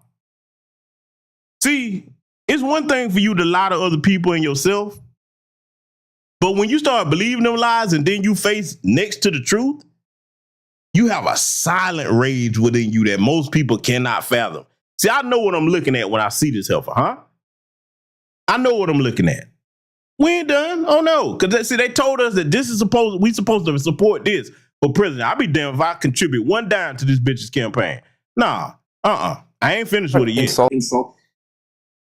We got to get on Van the Crime Man Jones now. Oh, yes, we do. Oh, y'all know I wasn't gonna leave Van the Crime Man Jones out, right? Oh, yeah, he finna get this work too. He got to get it. Let's go back to the statement that Van the Crime Man Jones made here about Commandment. This hateful bitch that I just showed y'all out of her own mouth what she really feels about black folks and the youth, particularly black youth. And this bullet head, bed-bucking bastard, weak, spineless, sorry excuse, not worth 2 dead flies, imitation of a man is going to sit up here and make the statements he about to make. Oh, you know he finna get this one. I want y'all to listen to this. Black women, you're going to see something you haven't seen before. Black men are not going to put up with that. I was on a phone call with 20,000 black men. The word protect came up about 1,000 times. Protect this sister. Protect this sister. We're going to protect her. Protect her. Let me stop this milk dud head jackass right now. First of all, the bitch ain't our sister. She's not black. I just showed y'all who her parents were. Did you see any black parent that I just showed you there? Where was the black parent? Where's the black part? See, we be letting people just weasel in and out of blackness. No, that day is over. Delineation is here, Van Jones. She's not black. She's East Indian. That's what she really is. Huh? But see, you know, bed bugs will cape for bed wenches, okay? You say that all these black men were on this secretive meeting in this call. Van, I got a question for you, jackass, and anybody else is talking like you, talking about everybody talking about protect her. Don't you think that it should have been public so everybody could see who all these men that you claim to? Because I guarantee there weren't no black men unless they sassy or they are part of that damn LGBTQ community. Okay, for the sassy ones. No disrespect to the ones that's on code. The only men that's supporting her is white LGBTQ men. The straight ones are not. Because look, let's go here. Even the straight white men that are so-called Democrats, they'll go quietly vote for Trump too to keep her ass out of office. Y'all underestimate the power of white supremacy. Some of you goofy bisexuals, you be sitting right there grinning and laughing with your so-called liberal buddies, and they're like, yeah, I'm going to show your ass. Just wait till you see who I'm going to vote for. Huh. You think I'm wrong? Look at them last polls. Huh? Y'all remember? Hillary Clinton learned the lesson. Okay, and think about it. If they didn't support Hillary, one of their own, what make you think they're going to run out in droves for Kamami? Huh? Come on now. See, I'm showing you how it doesn't make sense when you really just stop and do some critical thinking. But the people that know, oh, she got a chance, she going to win. Okay, we're going to wait till November. I'm going to be one of the only platforms you be like, yep, brother, you said it was going to happen. Because I ain't backing down off it. I already know what's going to happen. See, you got to understand something. You don't have to be a political scientist or some erudite pundit about politics. All you have to be is a person that studies people, human behavior, and has a functioning grasp of pattern recognition. After somebody show you the same trick over and over, it shouldn't take too many times for you to catch on to it. How many times do white people have to show you who they are? Don't worry, though. They're going to show you one more time. Better than anything I can say. But no, Van. The average black man that she was so focused on locking up, we not supporting this bitch. When Jim Crow Joe authored that 94 crime bill, who you think one of the main people was putting it to use? Huh? Kamami. Yeah, we going there. We going there. And this idiot actually think, what kind of self-respecting black person would support somebody with her record towards our community? Let's ask that question. Because see, when they come at us like this, they come at us like we're not supposed to have no respect for ourselves whatsoever, huh? We're just supposed to accept anything. Not on our watch. The intelligent black people will not be supporting Kamami. Let's let this jackass continue, though. You're about to see something you haven't seen before. Look, people messed around with Hillary Clinton and said a bunch of mean stuff to her. Black men set that out. We won't set this out. So who the fuck is we? I didn't know he was part French. Where my brothers at in this chat room? Let me holler at y'all for a minute. Brothers, do any of you in here, no matter what your profession, education level, no matter what your age, listen to the sound of my voice. Do you consider Van Jones a we? Is he a part of us? Got many different masculine personality types in here. We got alphas in here. We got sigmas in here, like myself. Okay. Do we consider him we? See, let me flesh this out. Imagine if some of us, men, all of us in this chat, me and all of you brothers in this chat room, I got a question for you. I'm finna go somewhere with this. If we were all stranded somewhere on a damn island, huh? It looked like we're gonna be there for no less than 2 weeks, and we got to survive. Now, those like myself, first thing we gonna do, get everybody together. Okay, fucked up situation, can't cry over spilled milk, we got to survive. Here's my skill set. I can hunt, I can fish, I know how to make fire out of things, build structures. I'm gonna start listening what my skill set is, huh? Ask the next man, what's your skill set? Can you contribute to this survival effort that we gonna have to come together? Everybody go around asking what your skill set is. What you think he gonna contribute to the damn group? See, we got to ask these questions this way when these weak bastards like him start talking about we. In a survival situation, what good is this bastard right here? I tell you what he could do. Let me take that back. He's got a skill set. He got one. He's got a useful skill set. What Van the Crying Man could do, he would, I'll cry on your clothes and wash them clean. Maybe we can use the tears to wash it clean, huh? Maybe that's his skill set. Can you imagine this Negro in an actual survival situation? That, like I said, you would be a liability to the group. You would be the bastard that want to sit up there. You can't hunt. You can't fish. Your hands too soft to build a structure for shelter. You couldn't even probably gather firewood, but you be the main little shaved testicle head fucker coming over there talking about, hey guys, I'm hungry. I want something to eat. Did you come out here and help us catch anything? No, go over there on your own. Every man is going to pull his own weight in that scenario, because I damn sure wouldn't feed his ass. You ain't going to come out. Oh, you too good to come out here and hunt with me or do anything to contribute. See, as me, I'm going here for a reason. And ladies, I want you to bear with me. As men, when we get together in groups, those of us that are competent, especially we had our fathers in our lives, we don't sit there and let other men pull our weight for us. Everybody tries to do what they can. It's all in effort, okay? This is what men do, because we would be ashamed to sit here while the other men are doing the work for us. Then here we come at the last minute. Hey, guys, I see you caught something to eat. Can I get some? Oh, no, player. No, you better go out here and learn to do what we did. This bastard up here with this we talk, no, brother. You are not one of us. And I said, brother, and let that slip, okay? Because you damn sure not my brother. And I'm still wondering, what happened for you to get that 100 million, crying boy? Because see, look, I don't pocket watch nobody, but what white man just pick a Negro and give you $100 million? I'm on, yeah, I'm going now. I got to do it, y'all. I got to do it. $100 million and you ain't have to do nothing?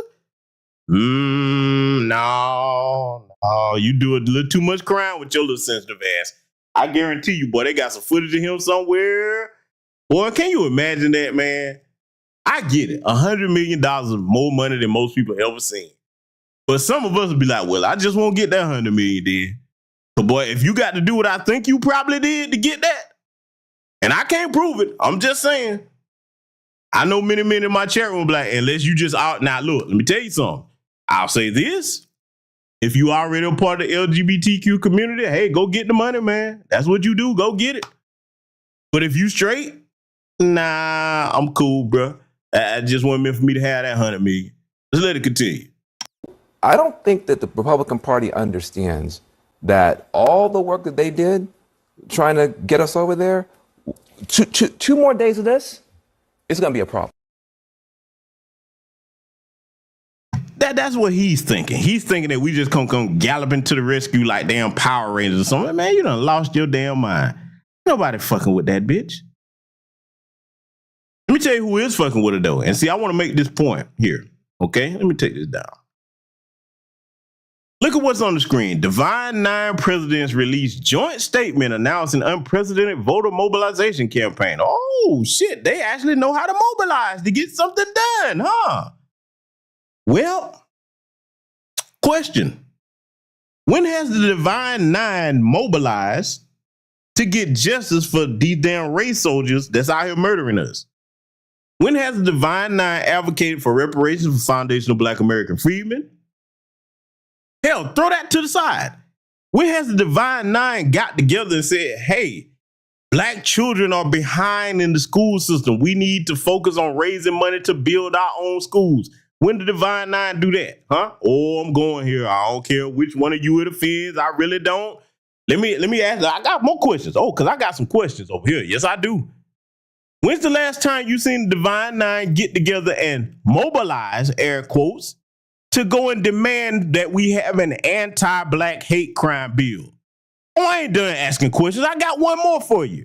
Divine Nine, huh? You care so much about Black women? Well, Divine Nine, why come I don't hear you making noise about why all our sisters go into the hospital to give birth and then a lot of times they don't come out? Where you making noise on that? Have you mobilized to do something about that? I can't tell. Yeah, I'm going there. Damn sure am. I'm going there, family. Yeah, because see, when they start coming together like this, they showing you when it's time for them to do something that's important to them. Oh, they know how to come together. They know how to come together then for real. Oh yeah, I ain't through yet. Oh no, I am not through. Let's look at them. Look at all these sororities, fraternities. Swole, Pork Chopmas, Prime Ribs, Martin, you know, he was over there on his program bragging about all them goofballs that came together to raise money for her. Let me talk about that because I had this conversation a while back. For her to raise that kind of money, that's not your average Black person that was giving it. You're looking at no less than $1,000, $1,500 pop. That's on the low end. For her to raise that $81 million, okay? Now, why am I saying that? The average Black person in this economy don't have that kind of money.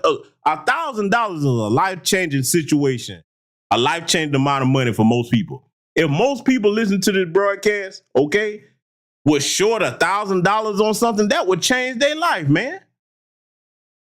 You think about that. The average Black person. I'm not talking about the middle class, upper middle class, or the wealthy. The people that contributed the lion's share of that money are your Black celebrity class, which is why I say you should watch that DNC so you know to take, because we already got Maybe Stand the Risk. We're going to get to her too. We already got her, and we got to put the rest of the flunkies on the list to boycott permanently. Now, why am I saying that? Let me make this clear, because a lot of people, when you talk like that, they don't understand what you mean. I'm not saying we wait on Oprah or Michael Jordan or nobody that's got money to do nothing. What I'm saying is these people, the Black celebrity class, they wouldn't be where they are without us. We give them their credibility. We support their products, their albums, okay? Buy their clothes, whatever it is, we support it. I'm saying they should be made to do their part. Not do it all, do their part. Whether it's you give money to organizations on the grassroots that's doing things out here, go help these kids. Hell, if you ain't gonna help the adults, help the kids at the very least. Huh? And if you're not gonna give any money, well, hell, just use your platform to bring awareness to things the grassroots are doing. I got to go here. Salute to my good brother Tariq Nasheed. Y'all saw how they did that, brother, man. Many of them are friends of his. I got to go here with it. Many of them are friends of his. He said it out his own mouth. See this brother out here trying to push this important historical documentary, Microphone Check, to get the record straight when they didn't get a brother retweet. I could name some other names on other projects that brother has done. Good people, you know what I'm saying? That they claim they love the brother so much, but then when he trying to do something, that lets you know they really still bound to them folks. I've been out here, none of them jackasses say they bosses no more. No, you're not. Because if you can't support a brother or sister on the grassroots because somebody told you not to do it, you ain't no damn boss. Let me tell y'all something, man. I don't have the biggest platform in the world, but y'all can bear me witness on this right now. When I found out that brother was doing Microphone Check, what was one of the things I had in any broadcast I had towards the end of the show? And everybody tell where my day ones at that know? What was one of the things I had in damn near every broadcast when Microphone Check came out? Can anybody tell me? Where my day ones at that know? Somebody talk to me. Even though I don't have the biggest broadcast, I don't have the biggest, you know what I'm saying, platform, Same thing for my good brother Dewan B. It's bigger than hip hop. His documentary. I do whatever I can to promote things for my people because you never know who. And let me explain something about that too, because I want to say this to other content creators that don't have large platforms.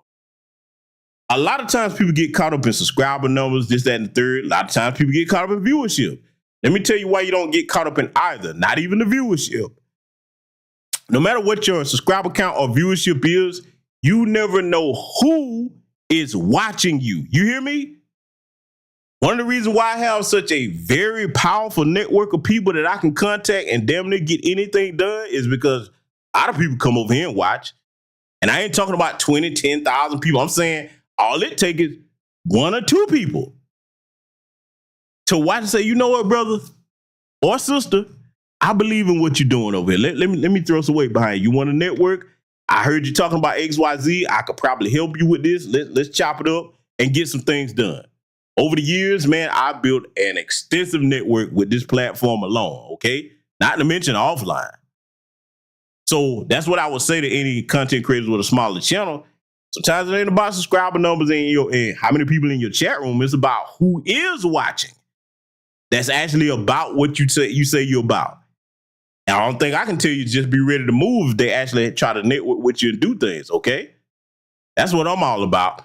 Putting other people together, brothers and sisters that's got ideas to move the community forward, and let's get to work. We don't have to wait for nobody's approval or validation to do it. So I said all that to say this. I don't see the Divine Nine doing anything that I've talked about. I really don't. Oh, but if you thought that I was going to take my foot off their necks, oh no, I'm just getting started. I'm telling you, Cletus, we ain't done yet. Oh no.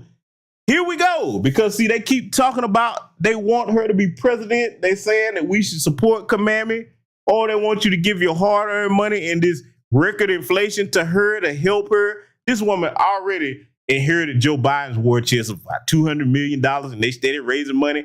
But yet you, a person that she said this to, hold on. Let me go ahead and pull it up for you so y'all don't forget what she told you. So I'm not going to sit here and say I'm going to do something that's only going to benefit black people. No. So I'm not going to sit here and say I'm going to do something that's only going to benefit black people. No. That's the person you're supposed to reach in your pocket for, you know what I'm saying, and go and support their campaign when she told you, all of us, not you, all of us that, okay? Had to bring that up. But see, you know who she is concerned about though, family? Oh, you know who she is concerned about? Let's read this tweet. See, because I told you. I sit back and watch nonsense a lot of time. Y'all be like, GPS, when you gonna say something? Why you ain't saying that? I'm like, I am in due time. I'm patient. I'm strategic, okay? That's one thing about me that if you've been over on this channel for a number of years, you know that when I do decide to speak on something, I go all in. Let's read this tweet because they telling her that they want this woman to be the next president of the United States. Let's read her. Quote, the United States stands with the people of Venezuela who expressed their voice in today's historic presidential election.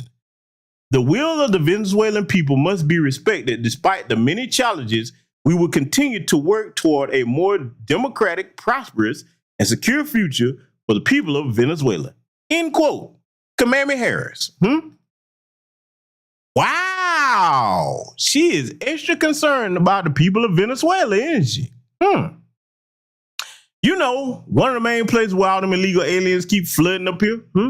Concerned about them, but you're not concerned about this record inflation because you heard what her solution was to when she was asked about inflation. You remember, a friend in need is a friend in need.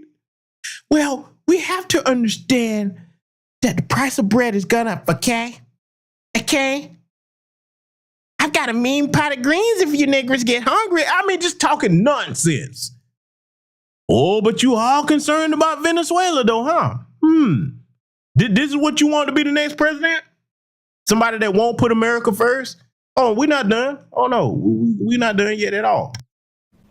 So I'm not going to sit here and say I'm going to do something that's only going to benefit black people. No. So I'm not going to sit here and say I'm going to do something that's only going to benefit black people. No. Yeah, she ain't gonna do nothing for that's only gonna benefit black people, but you ready to do something that's gonna benefit the Venezuelans, aren't you? Oh yeah, that's what you told us right here in the tweet. Oh yeah, and see, let me tell you something. Speaking of younger people that I mentioned earlier in the broadcast, oh, we got to give a salute to this young brother here. Oh yes, we do. Let me tell you something.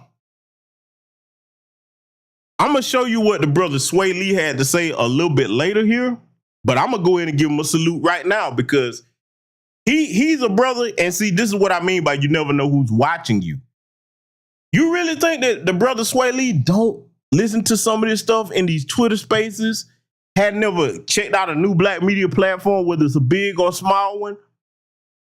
This is why I always tell those of us, especially Gen Xers and you millennials, since we're older than Gen Z, you got to carry yourself in a way where if a younger person is watching you, they getting game from you. Even if you never have a conversation with them, you never know which young person is watching you and looking for a model to pattern themselves after.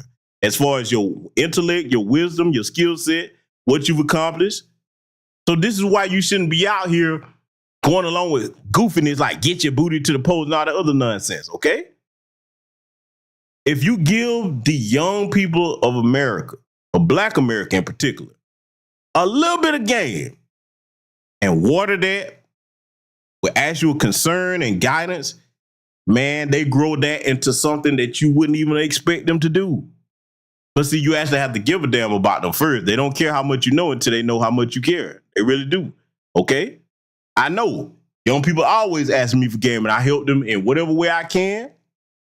Link them up with brothers and sisters that are far older and wiser than me, okay?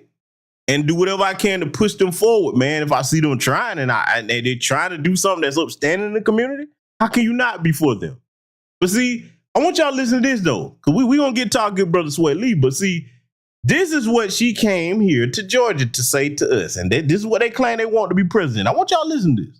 Donald Trump, on the other hand, has been talking a big game about securing our border, but he does not walk the walk.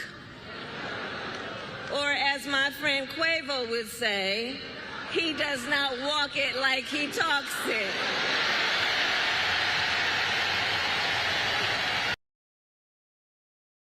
This dried up, soulless heifer makes me see. He did not walk it like you talk it. To hell with you and Quavo with his stupid ass, okay?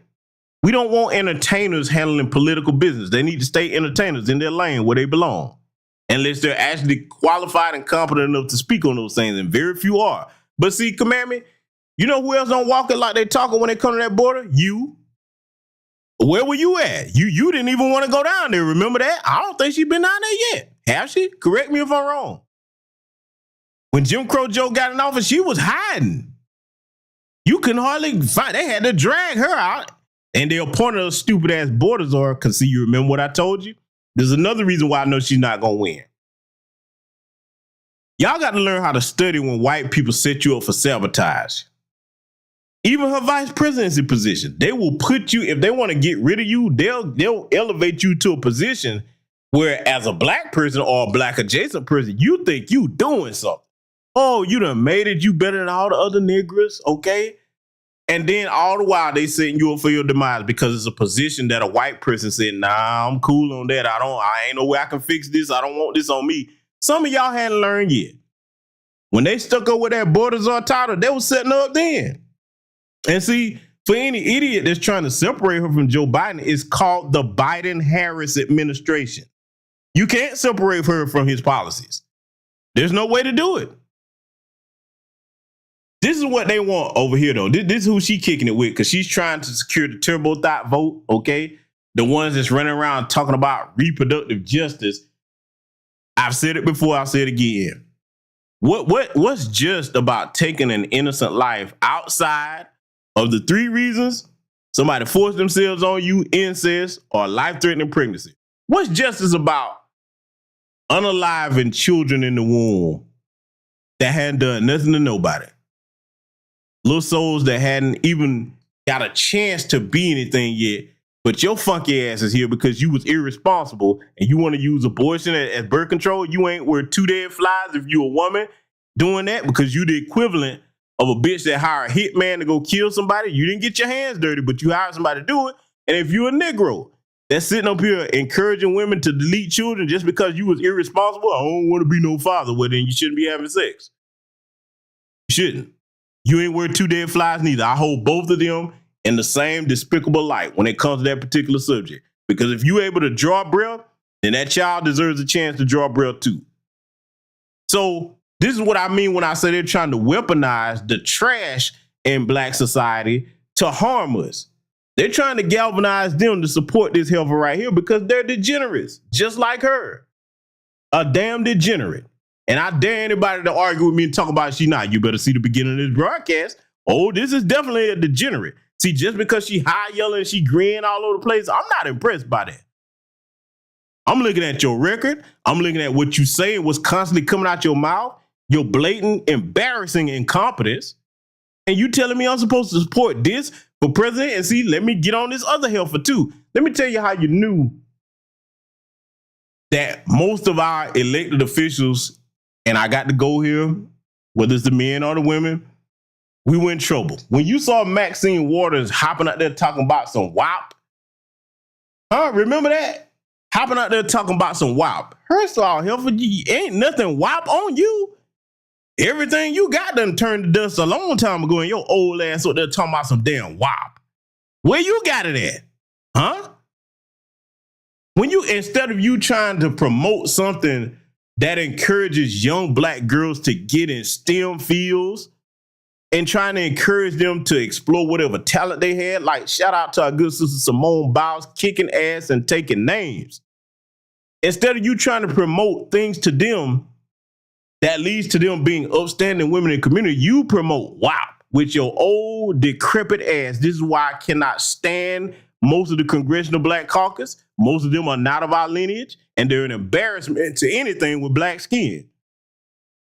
I ain't done. Because see, you kikiing and cacaing with this heifer here from Houston. Houston, take your trash back over there. We don't want this bitch. Came over to my city with the bullshit. We got enough turbo thighs and enough problems over here as is, okay? But see, she want to grin and kick it with people like Meg Thee Stallion. However, this young brother, salute to you, young soldier, Sway Lee. This young brother, I don't know him personally. I've never listened to his music.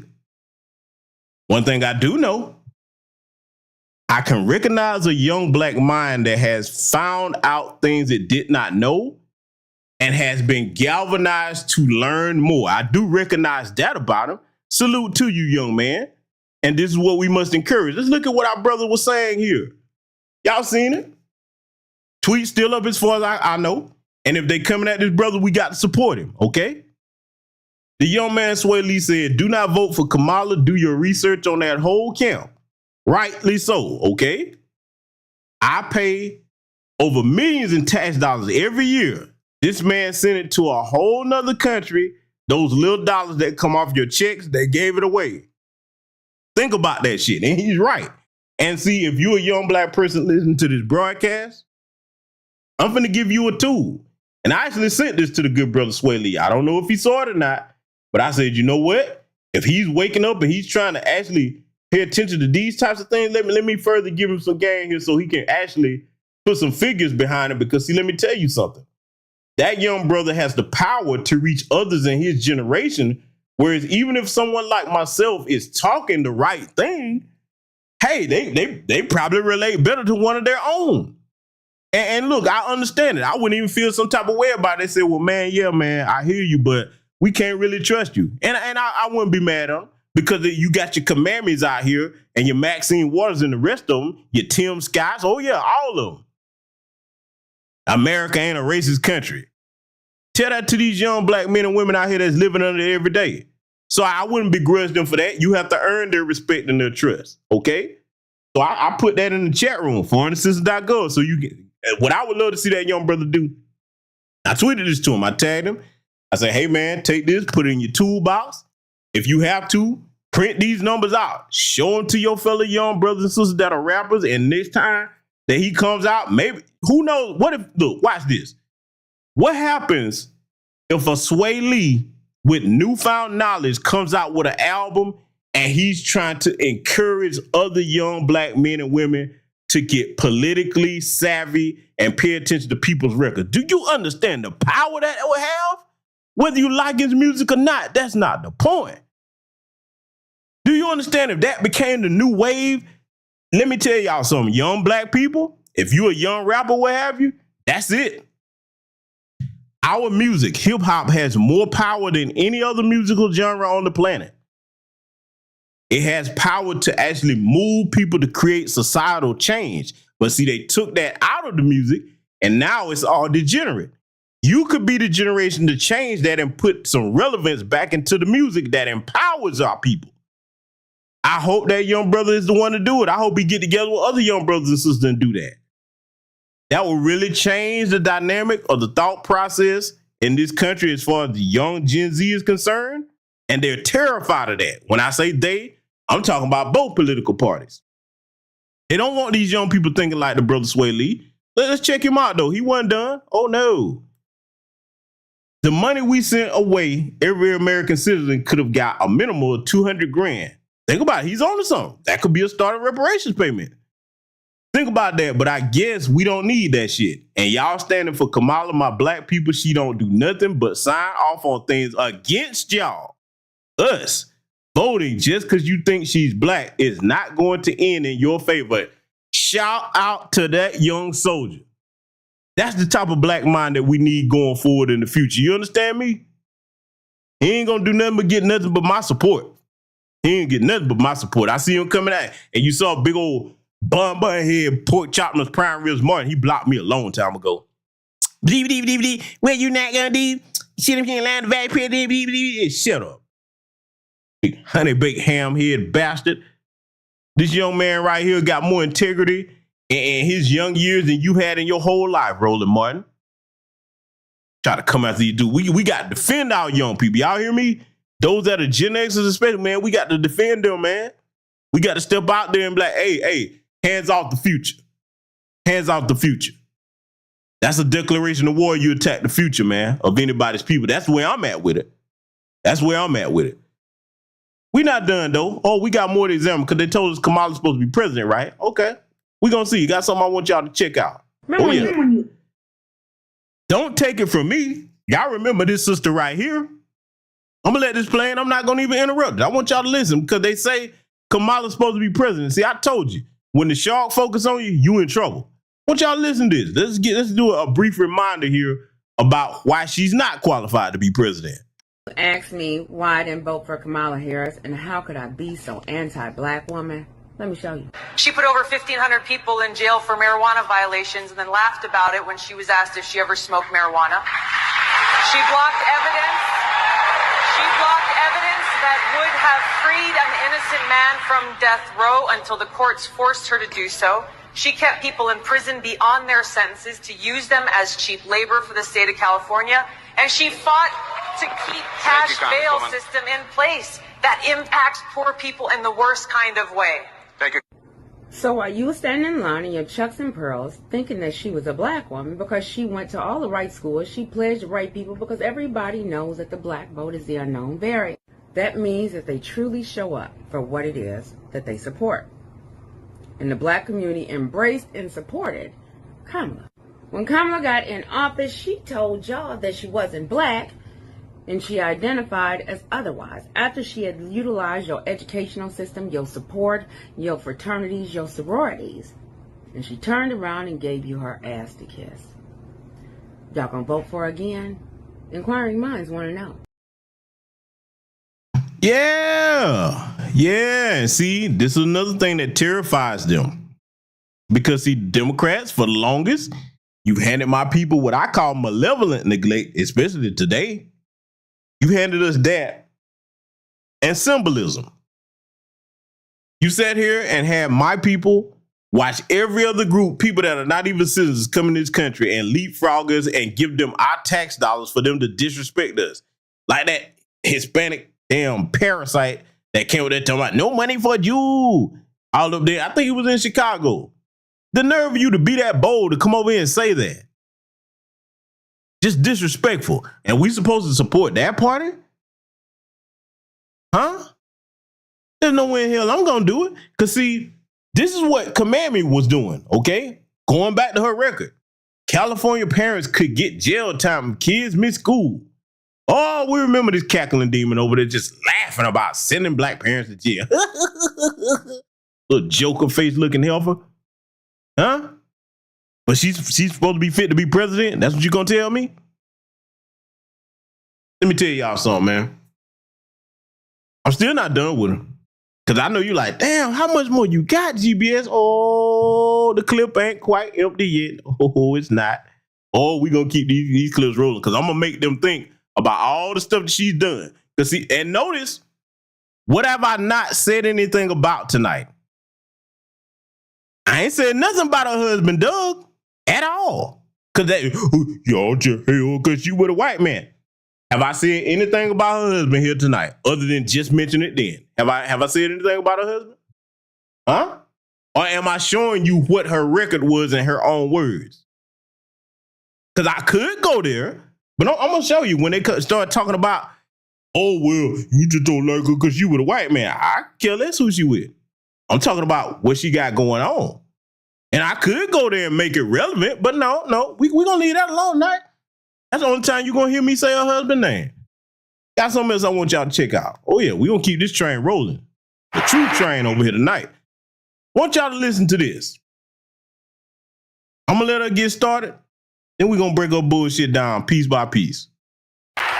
We who believe that every person in our nation should be free from bigotry, discrimination, and hate will continue to fight for equality and justice for all. And we who...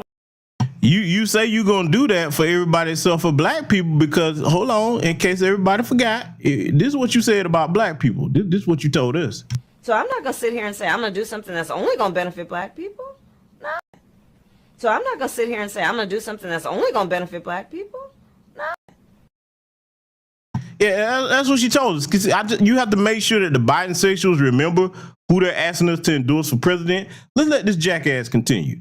Believe in reproductive freedom will fight for a woman's right to choose because one does not have to abandon their faith. Oh, you demonic bastard, you. Oh, no. I can't let you get away with that one. First of all, how is it reproductive freedom when you're dooming an innocent life to death before it even gets a chance to come out into the world? Outside of the 3 reasons I've already named. Then you say you don't have to abandon your faith after you do it. Well, what part of godliness or holiness is killing innocent children? Huh? Do you know how demonic that is? Because see, a lot of people are afraid to say that way. That is demonic. And I'm saying it to any man listening to me. And I'm saying it to any woman where it's a dude trying to encourage you to get an abortion. Get away from his demonic ass too. Fellas, you better stop to think about something, because I have to say this to my young brothers. And again, I've already said to you women, if it's a dude trying to encourage you to get an abortion, that's a damn demon posing as a human. Let me tell you something. You young brothers, you better think about what I'm about to say. This is going to be one of the realest things anybody ever told you on this topic. If a woman is willing to kill, because I'm going to use the term. They're trying to call it other things and make it something it's not. No, call it what it is. You killing babies. If a woman is willing to kill something she grew inside of her for 9 months, what make you think she won't kill your black ass? I'm saying it again. If a woman is willing to kill something that grows inside of her for 9 months, what make you think she won't kill your black ass? Whether it's with her own hands or have you set up and murdered. That is a broken demonic mindset. There's nothing normal about that outside of the 3 reasons that I gave, which I would understand. But for somebody to just use that as birth control, brothers, you better think.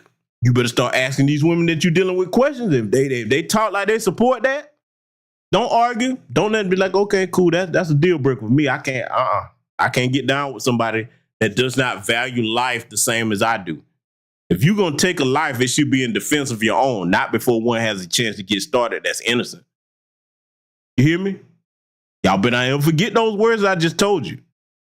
Reproductive freedom, you damn demon. See, you take out the very same people that your mother, rest her soul, because I'm not going to disrespect no mother since she's dead, But you take out the people that your mother idolized because she put Caucasian on her birth certificate. There's nothing Caucasian about that woman's mother. That's not a white woman. That's an East Indian. Same for your father. Huh? But this is supposed to be the president, huh? Let's let her continue. Or deeply held beliefs to agree the government should not be telling her what to do. See, this is how you know America has wickedness and power, because you keep talking about the government should not be telling her what to do. Okay, well, I keep saying it. If you want it to be legal and okay to murder babies in the womb, then you shouldn't have a law where, heaven forbid, if some man goes and punches a pregnant woman in the stomach, because that's the same thing as murder. You would charge him and he would go to prison. And rightly so. So, you don't want the government trying to actually keep you from murdering your kids? See, think about how far this country has fallen for us to get to the point where no less than it's more men saying, hey, that's fucking evil. Killing kids. Let me tell y'all something, dude. I don't have any kids. But you know, one of the things that's a powerful driver for me to keep doing this work that I do day in and day out, online and offline.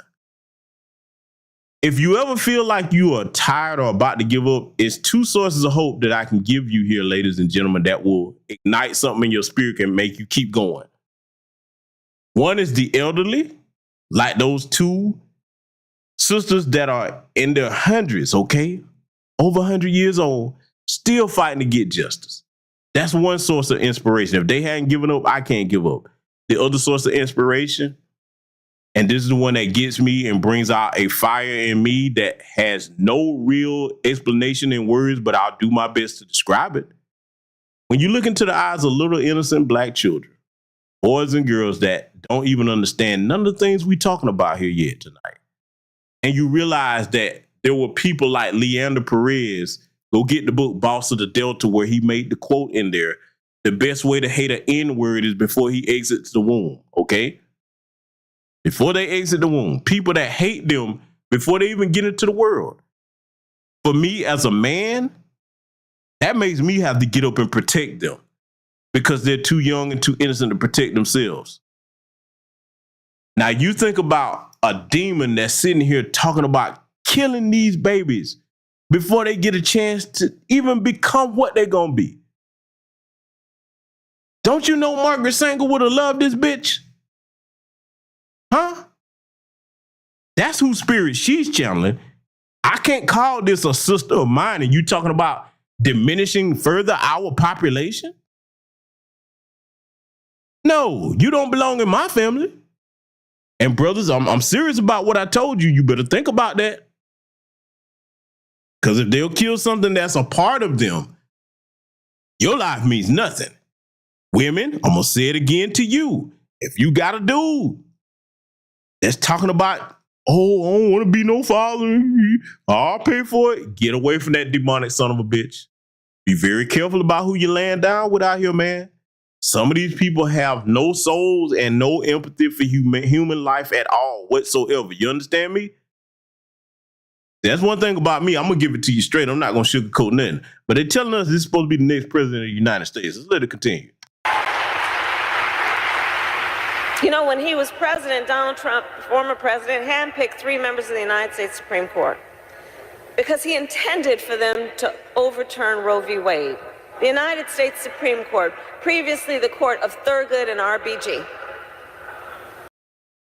That racist bag of dog shit, RBG, is Ruth Bader Ginsburg with her demonic anti-black racist ass. May she rest in eternal piss.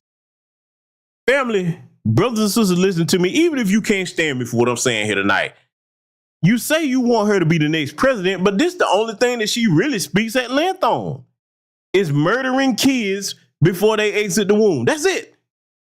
Oh, we gonna prove it here later on tonight. Oh yeah. What? You ask her something about the economy, she start babbling bimbo babble. I've shown you this out of her own mouth here tonight. She despises young people. Showing you that out of her own mouth.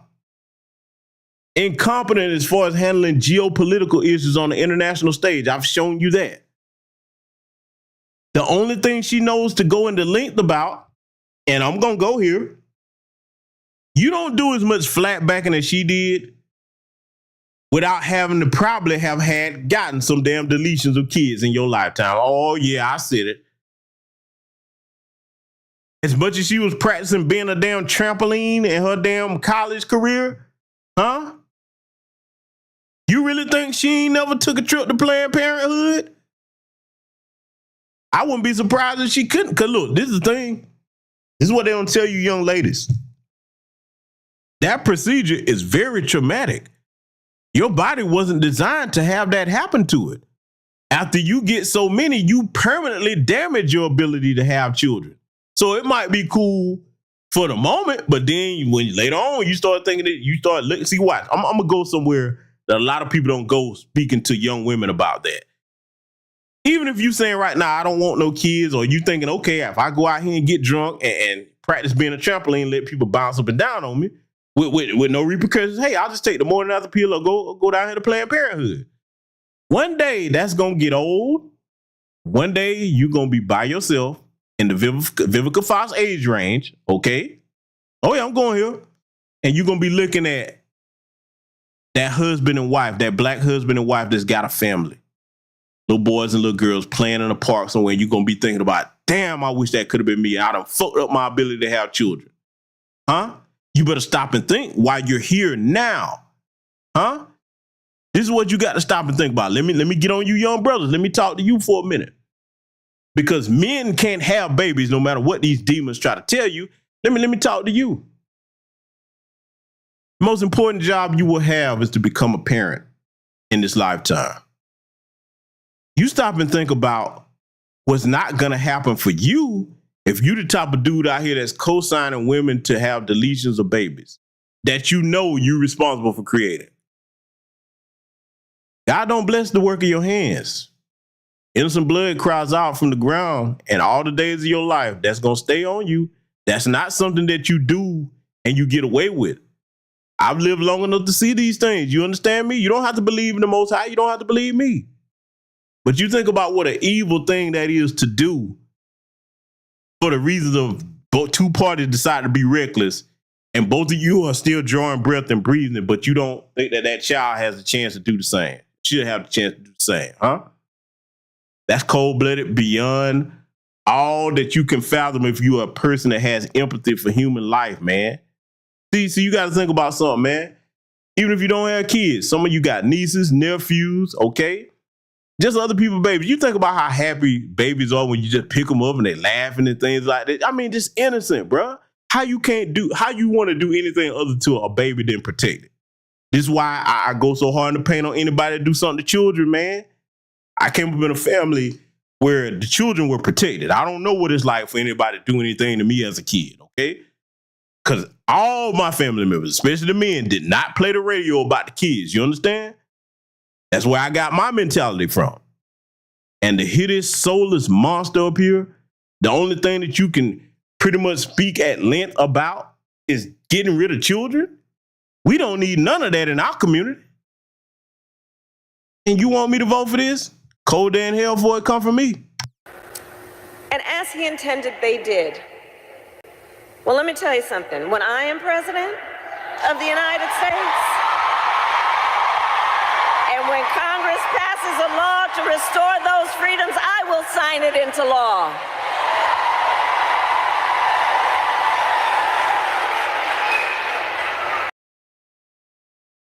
Yeah, y'all heard all that cheering, huh?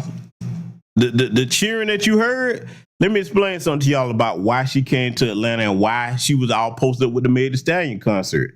See, I've said this before on previous broadcasts. I'm going to tie it in tonight and make it make sense. They weaponize that degenerate crowd, particularly the turbo thoughts, okay? This is why they said, hey, have her come to the Meg Thee Stallion concert because we know that most of the helpers there actually believe in what she's talking about. And it'll make it look like a whole bunch of black people came out to support her demonic ass. Do you see how wicked and crafty on an unholy level that the Democrats are doing that? I got this picture of it for a reason. I want you to look at it. Instead of her, look, watch this. You know damn well they won't have her sit down with the likes of a Shahrazad Ali, a Dr. Joy DeGruy, huh? Our good sister Dr. Mai, huh? Can you imagine her sitting in front of Vicky Diller? Dude, look here. Man, boy, she would exercise that demon right up out of her ass. I said that to say this. There are talented sisters in the community, if you was trying to secure the black vote, that you could go and sit down and talk to. But see, you won't go nowhere near them because your wicked spirit is repelled by that type of righteousness from those women that I named. Huh? Oh, yeah, you couldn't come nowhere around them, and you definitely wouldn't be able to hold an intellectual conversation with them. Not this airhead. I've shown y'all this woman is not intelligent at all. On top of being demonic. But see, I'm not done yet. I told you. Oh, yeah. Still got the banana clip over here. Oh, yeah. We're going to go here. This picture right here, I want y'all to remember that picture that I just showed you there because, see, Brother Phil, he brought up an important point on something, and this is something I want y'all to take notes on because, see, no matter what size our platforms are in New Black Media, all of us may not have the exact same beliefs, but one thing that I can say about most of the people with large or small platform, we love our people, and we want to see the best for our people as a whole, not just black men, not just black women, black men, black women, black children, the elderly. We want our entire community to do well. And the only way that you can really get down the road of seeing that become a reality is when you elevate the minds of our people to a point that you're aware of things that you were not. Sometimes it takes people to actually point things out to certain folks that are caught up in emotionalism and symbolism. I want y'all to listen to what our good brother Phil is about to point out about old commandment here. She's not even trying to offer you anything or offer the American people a policy by now with hundreds of millions of dollars. Look at her website. This is her website, KamalaHarris.com. Harris for president. With your help, Kamala Harris is ready to win this election more than ever. We need to unite to defeat Donald Trump. Rush a donation today. Rush one. It's a plain thing with her picture. It is her website. Asking to give money. And if I hit close here, like, where's the policies? Paid for by Harris for president. Where's the policies, ladies and gentlemen? No policies. None. Nothing out here says issues, anything. This is what is on her website. And how can you take her seriously if she has nothing on her website? But let me go to Donald Trump's website. This is Donald Trump's website. I can scroll down here and go to his platform. I can at least read what Donald Trump wants to do. He's spelling it all out, what he wants to do in 20 points. You understand what I'm saying? And he got a lot more. If you want to go there, you can. But what I'm saying, this is Donald Trump's site, and this is Kamala Harris. Give me money. But you want to call people online grifters. No issues, just give me money. But Trump, I can at least go critique him and what he's offering. Then you talking about Project 2025. You can go to Donald Trump's website. It's not even on there. But yet this woman's running around here talking about Project 2025. Vote for me. Reproductive justice. I'm a woman, I'm black, vote for me, and yet you're not offering anything. You came into the race late with about 100 some odd days to go, and you don't have nothing. Listen, if I had came in that election with 100 days to go, that night I would have my website going with all the issues going. Man, I done got hundreds of millions of dollars, and you mean to tell me I can't get my people to put my issues on the website? Y'all, come on, man. Black folk, come on. Y'all that support Kamala Harris, come on, man. Only thing she say is give me money. And no issues on the site that you can read her and hold her to. I don't take nobody serious like that. I don't take them serious. If you want to talk about the Republican candidate, I can at least take him serious. Now tell me Phil wasn't making sense with everything he just said, huh? Not one lie told. Like the good brother Project Leroy pointed out in the chat room, the website is still like that, and it's probably going to stay like that because we showed you what her main thing that she's going to do. She's trying to cater to the degenerate vote in black society. The only thing you ever hear articulate and speak about is deletion of children. That's it. And I'm a woman. I'm cosplaying as a black woman. And see, let me say something to somebody that made a comment early in the chat room. I ain't going to even put your name out there because y'all saw it. I just sat here at the beginning of this broadcast and said that black people have to get out of thinking like children. One of the most childish things you can do when somebody's trying to present some information to you is start talking about stuff that don't have nothing to do with the subject matter. Phil's first wife was a black woman. Didn't work out. He got his first kid by a black woman. Didn't work out, they divorced. It happens. Yes, his second wife is Latino. My question is, what the fuck does that have to do with what I'm talking about over here tonight or anything he just said? See, let me tell you something. And I'm saying this to anybody that does that when folks are trying to teach you something. Don't you know that's why we don't get nowhere? A lot of times as a collective, because when you have a group of on-code people trying to talk about things with some type of relevance, here comes somebody talking about something that don't have nothing to do with what we're trying to do. Learn to stop doing that. What point would that have to do with anything we're talking about? Let me further back my brother, because that's a good brother. He ain't been nothing but solid to me. What the fuck you think you want the man to do? Divorce his wife and leave his kids and make a broken home? Never mind that, because see, let me say something here. If it was a black woman married to a white man, Hispanic man, whatever, and she talking like Brother Phil and actually doing the work he doing, she wouldn't do nothing but get my support. Let's break this down one more time. In order to be a bed book or a bed wench, it's not just you laying up with them. You got to disparage your people like a Candace Owens. Last time I checked, Phil hadn't done that.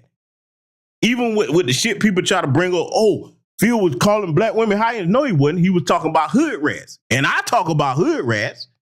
Hood rats and decent black women are in two different categories. And he called white women wild hyena trailer rats.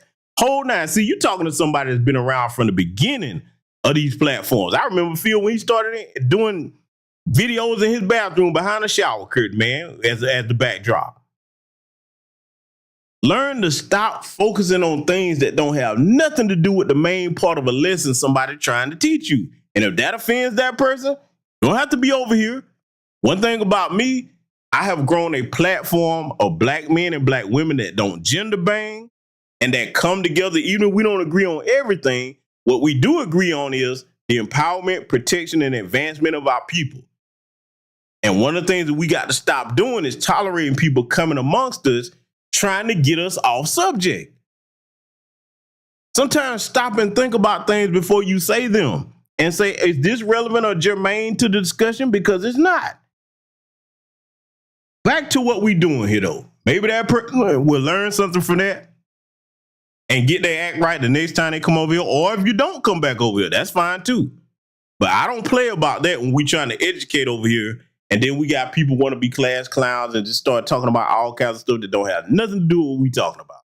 I'm not done with commandment, though. We're going to get back on task here. Oh, yeah. Got to show y'all something.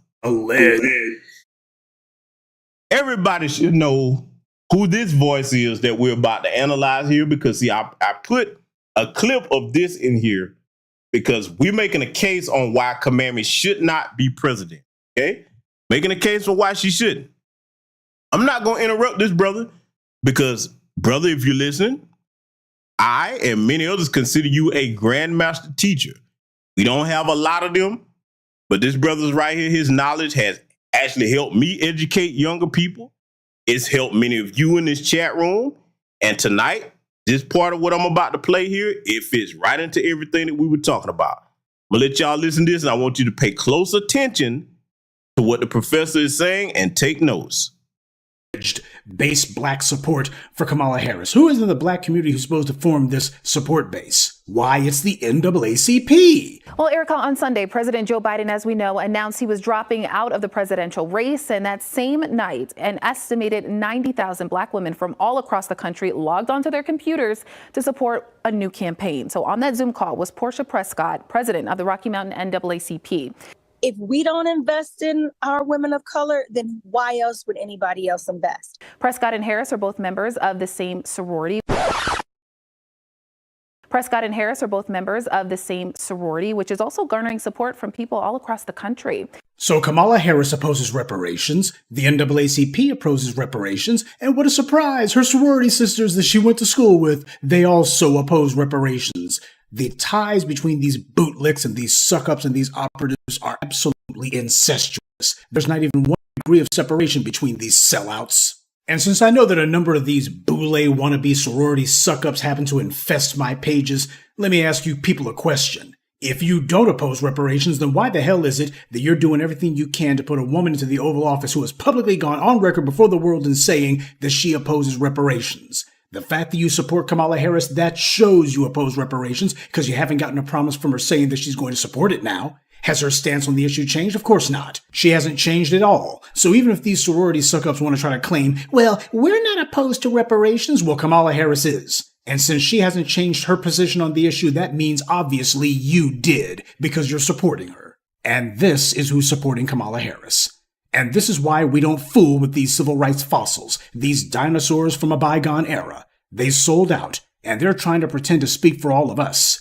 When you look at the individuals who you see doing this fundraising for Kamala, it's the same handful of Democratic boule wannabe black elite tools, bootlicks, and professional butt kissers who want to reenact the days of slavery. That's their goal. Back to the plantation. This is the danger in allowing social climbers to be presented as speaking for you and me. Understand something. The current narrative that we're seeing about Kamala Harris, that she's apparently just running the boards and she's dominating the polls, and oh my God, there's new energy in the Democratic Party, and this woman's turning through, oh, this is a game changer, this is a game changer.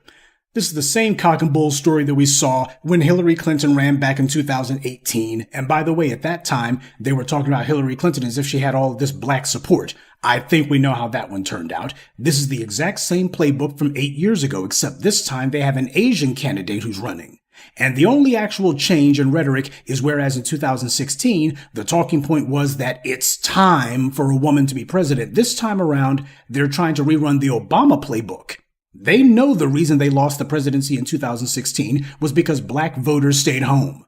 So the goal now is to give some empty rhetorical pandering to us and claim that black people can't wait to vote for Kamala Harris, and especially black women in specific. And make sure to put some NAACP shill or some woman who's the head of one of these white-funded sock puppet dark money organizations like Black Pack or something, or some other group funded by white dark money, and let these front women stand in front of the cameras acting like they're leading black voters when in reality they're being led by white Democrat donors. Their goal is to put out propaganda masquerading as news, where they avoid and evade black people and make sure the only persons who are on screen are the same Democrat Party-aligned shills who depend on the DNC and white dark money donors for every crumb of their daily bread. When you read the white media articles, they never talk to us, the grassroots. They always talk to politically reliable shills, individuals who they already know are hip deep in the Democrats' pocket and who will never say the wrong thing. And what's the wrong thing? Anything that has to do with black empowerment. Pay attention to these people you see the white media putting on your screens, or who you see them talking to on these newspaper articles. You'll see they're not some random person off the street. It's always some Democrat-aligned individual. That's the game. Try to get black people excited about voting for nothing. So they're going to keep the hype train on full steam ahead, and they'll claim that Kamala's dominating in the polls, dominating in this or that poll, just like they do with Hillary. All this is propaganda meant to manufacture a phony public impression that Kamala Harris is unstoppable. Trump is afraid of her. Trump voters are scared she can win. Black voters have never been this mobilized ever. So all of these black folks you see online talking about things like reparations, intangibles, and punish the police, and making sure that there's an anti-black hate crime law, don't pay attention to that. That doesn't matter. What matters is the excitement, the enthusiasm, because we got these bought and paid for shills over here. These boule bootlicks who are on the payroll, poll, and they're saying that black community has never been more excited or energized about a candidate ever. And oh, Kamala Harris, she's getting all of this money, which, by the way, is the same money that they raise every 4 years. There's nothing to see here, but they're going to talk about it as if this is unprecedented. As they see it, they're going to give themselves permission to ignore the black vote, to ignore us. That's what this is really about. And instead, they're going to claim that all those people you see online saying Kamala's offered us nothing, they don't matter anymore. Why? Because you got these NAACP suck-ups who are saying there's so much support for her. Now, there it is. You heard the professor break that down and walk chapter and verse, adding more to the evidence here tonight that Kamala is not fit to be president. She's not. Definitely for no black person to be voting for her after everything that she's done against our people.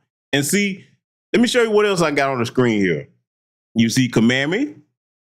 You probably like, GBS, why Michelle Obama? That I already told y'all. If she's married to Barack Obama, what make you think that her politics are any different than her husband? Huh? Tanya Chutkin, Fannie the Miami Willis sit up there and you threw out that case of that racer that murdered Rashard Brooks because people down here fumbled the ball instead of putting Paul Howard back in office. They had put stiff charges on that race, so that would have sent a strong message to them down here. She gets in there, supported by police union money, through the damn case. But now she got RICO charges on every rapper that she can find. Can't get no RICO charges on these white supremacists down here, but you can get them on every rapper that you can come across, huh? Stacey Abrams' little gap-toothed ass. I don't even have to go there about Ketanji Brown Jackson. Now, that's an example of a bed wench. Actually hate black people. Ruled against black people in major court cases. Huh? I got these heifers up here to show you that this is what you should not be aspiring to be. If you're a young black woman, don't be these types of sellouts up here. I'm calling them all that. Because why am I saying that? None of them get up and advocate for things that black people need. Show me where one of them has done that. Every one of them running around talking about reproductive justice, though. I bet you that much. They're a disgrace to the black skin that they wear. And just like the men, the Tim Scotts, the Byron Donalds, the rest of them, okay?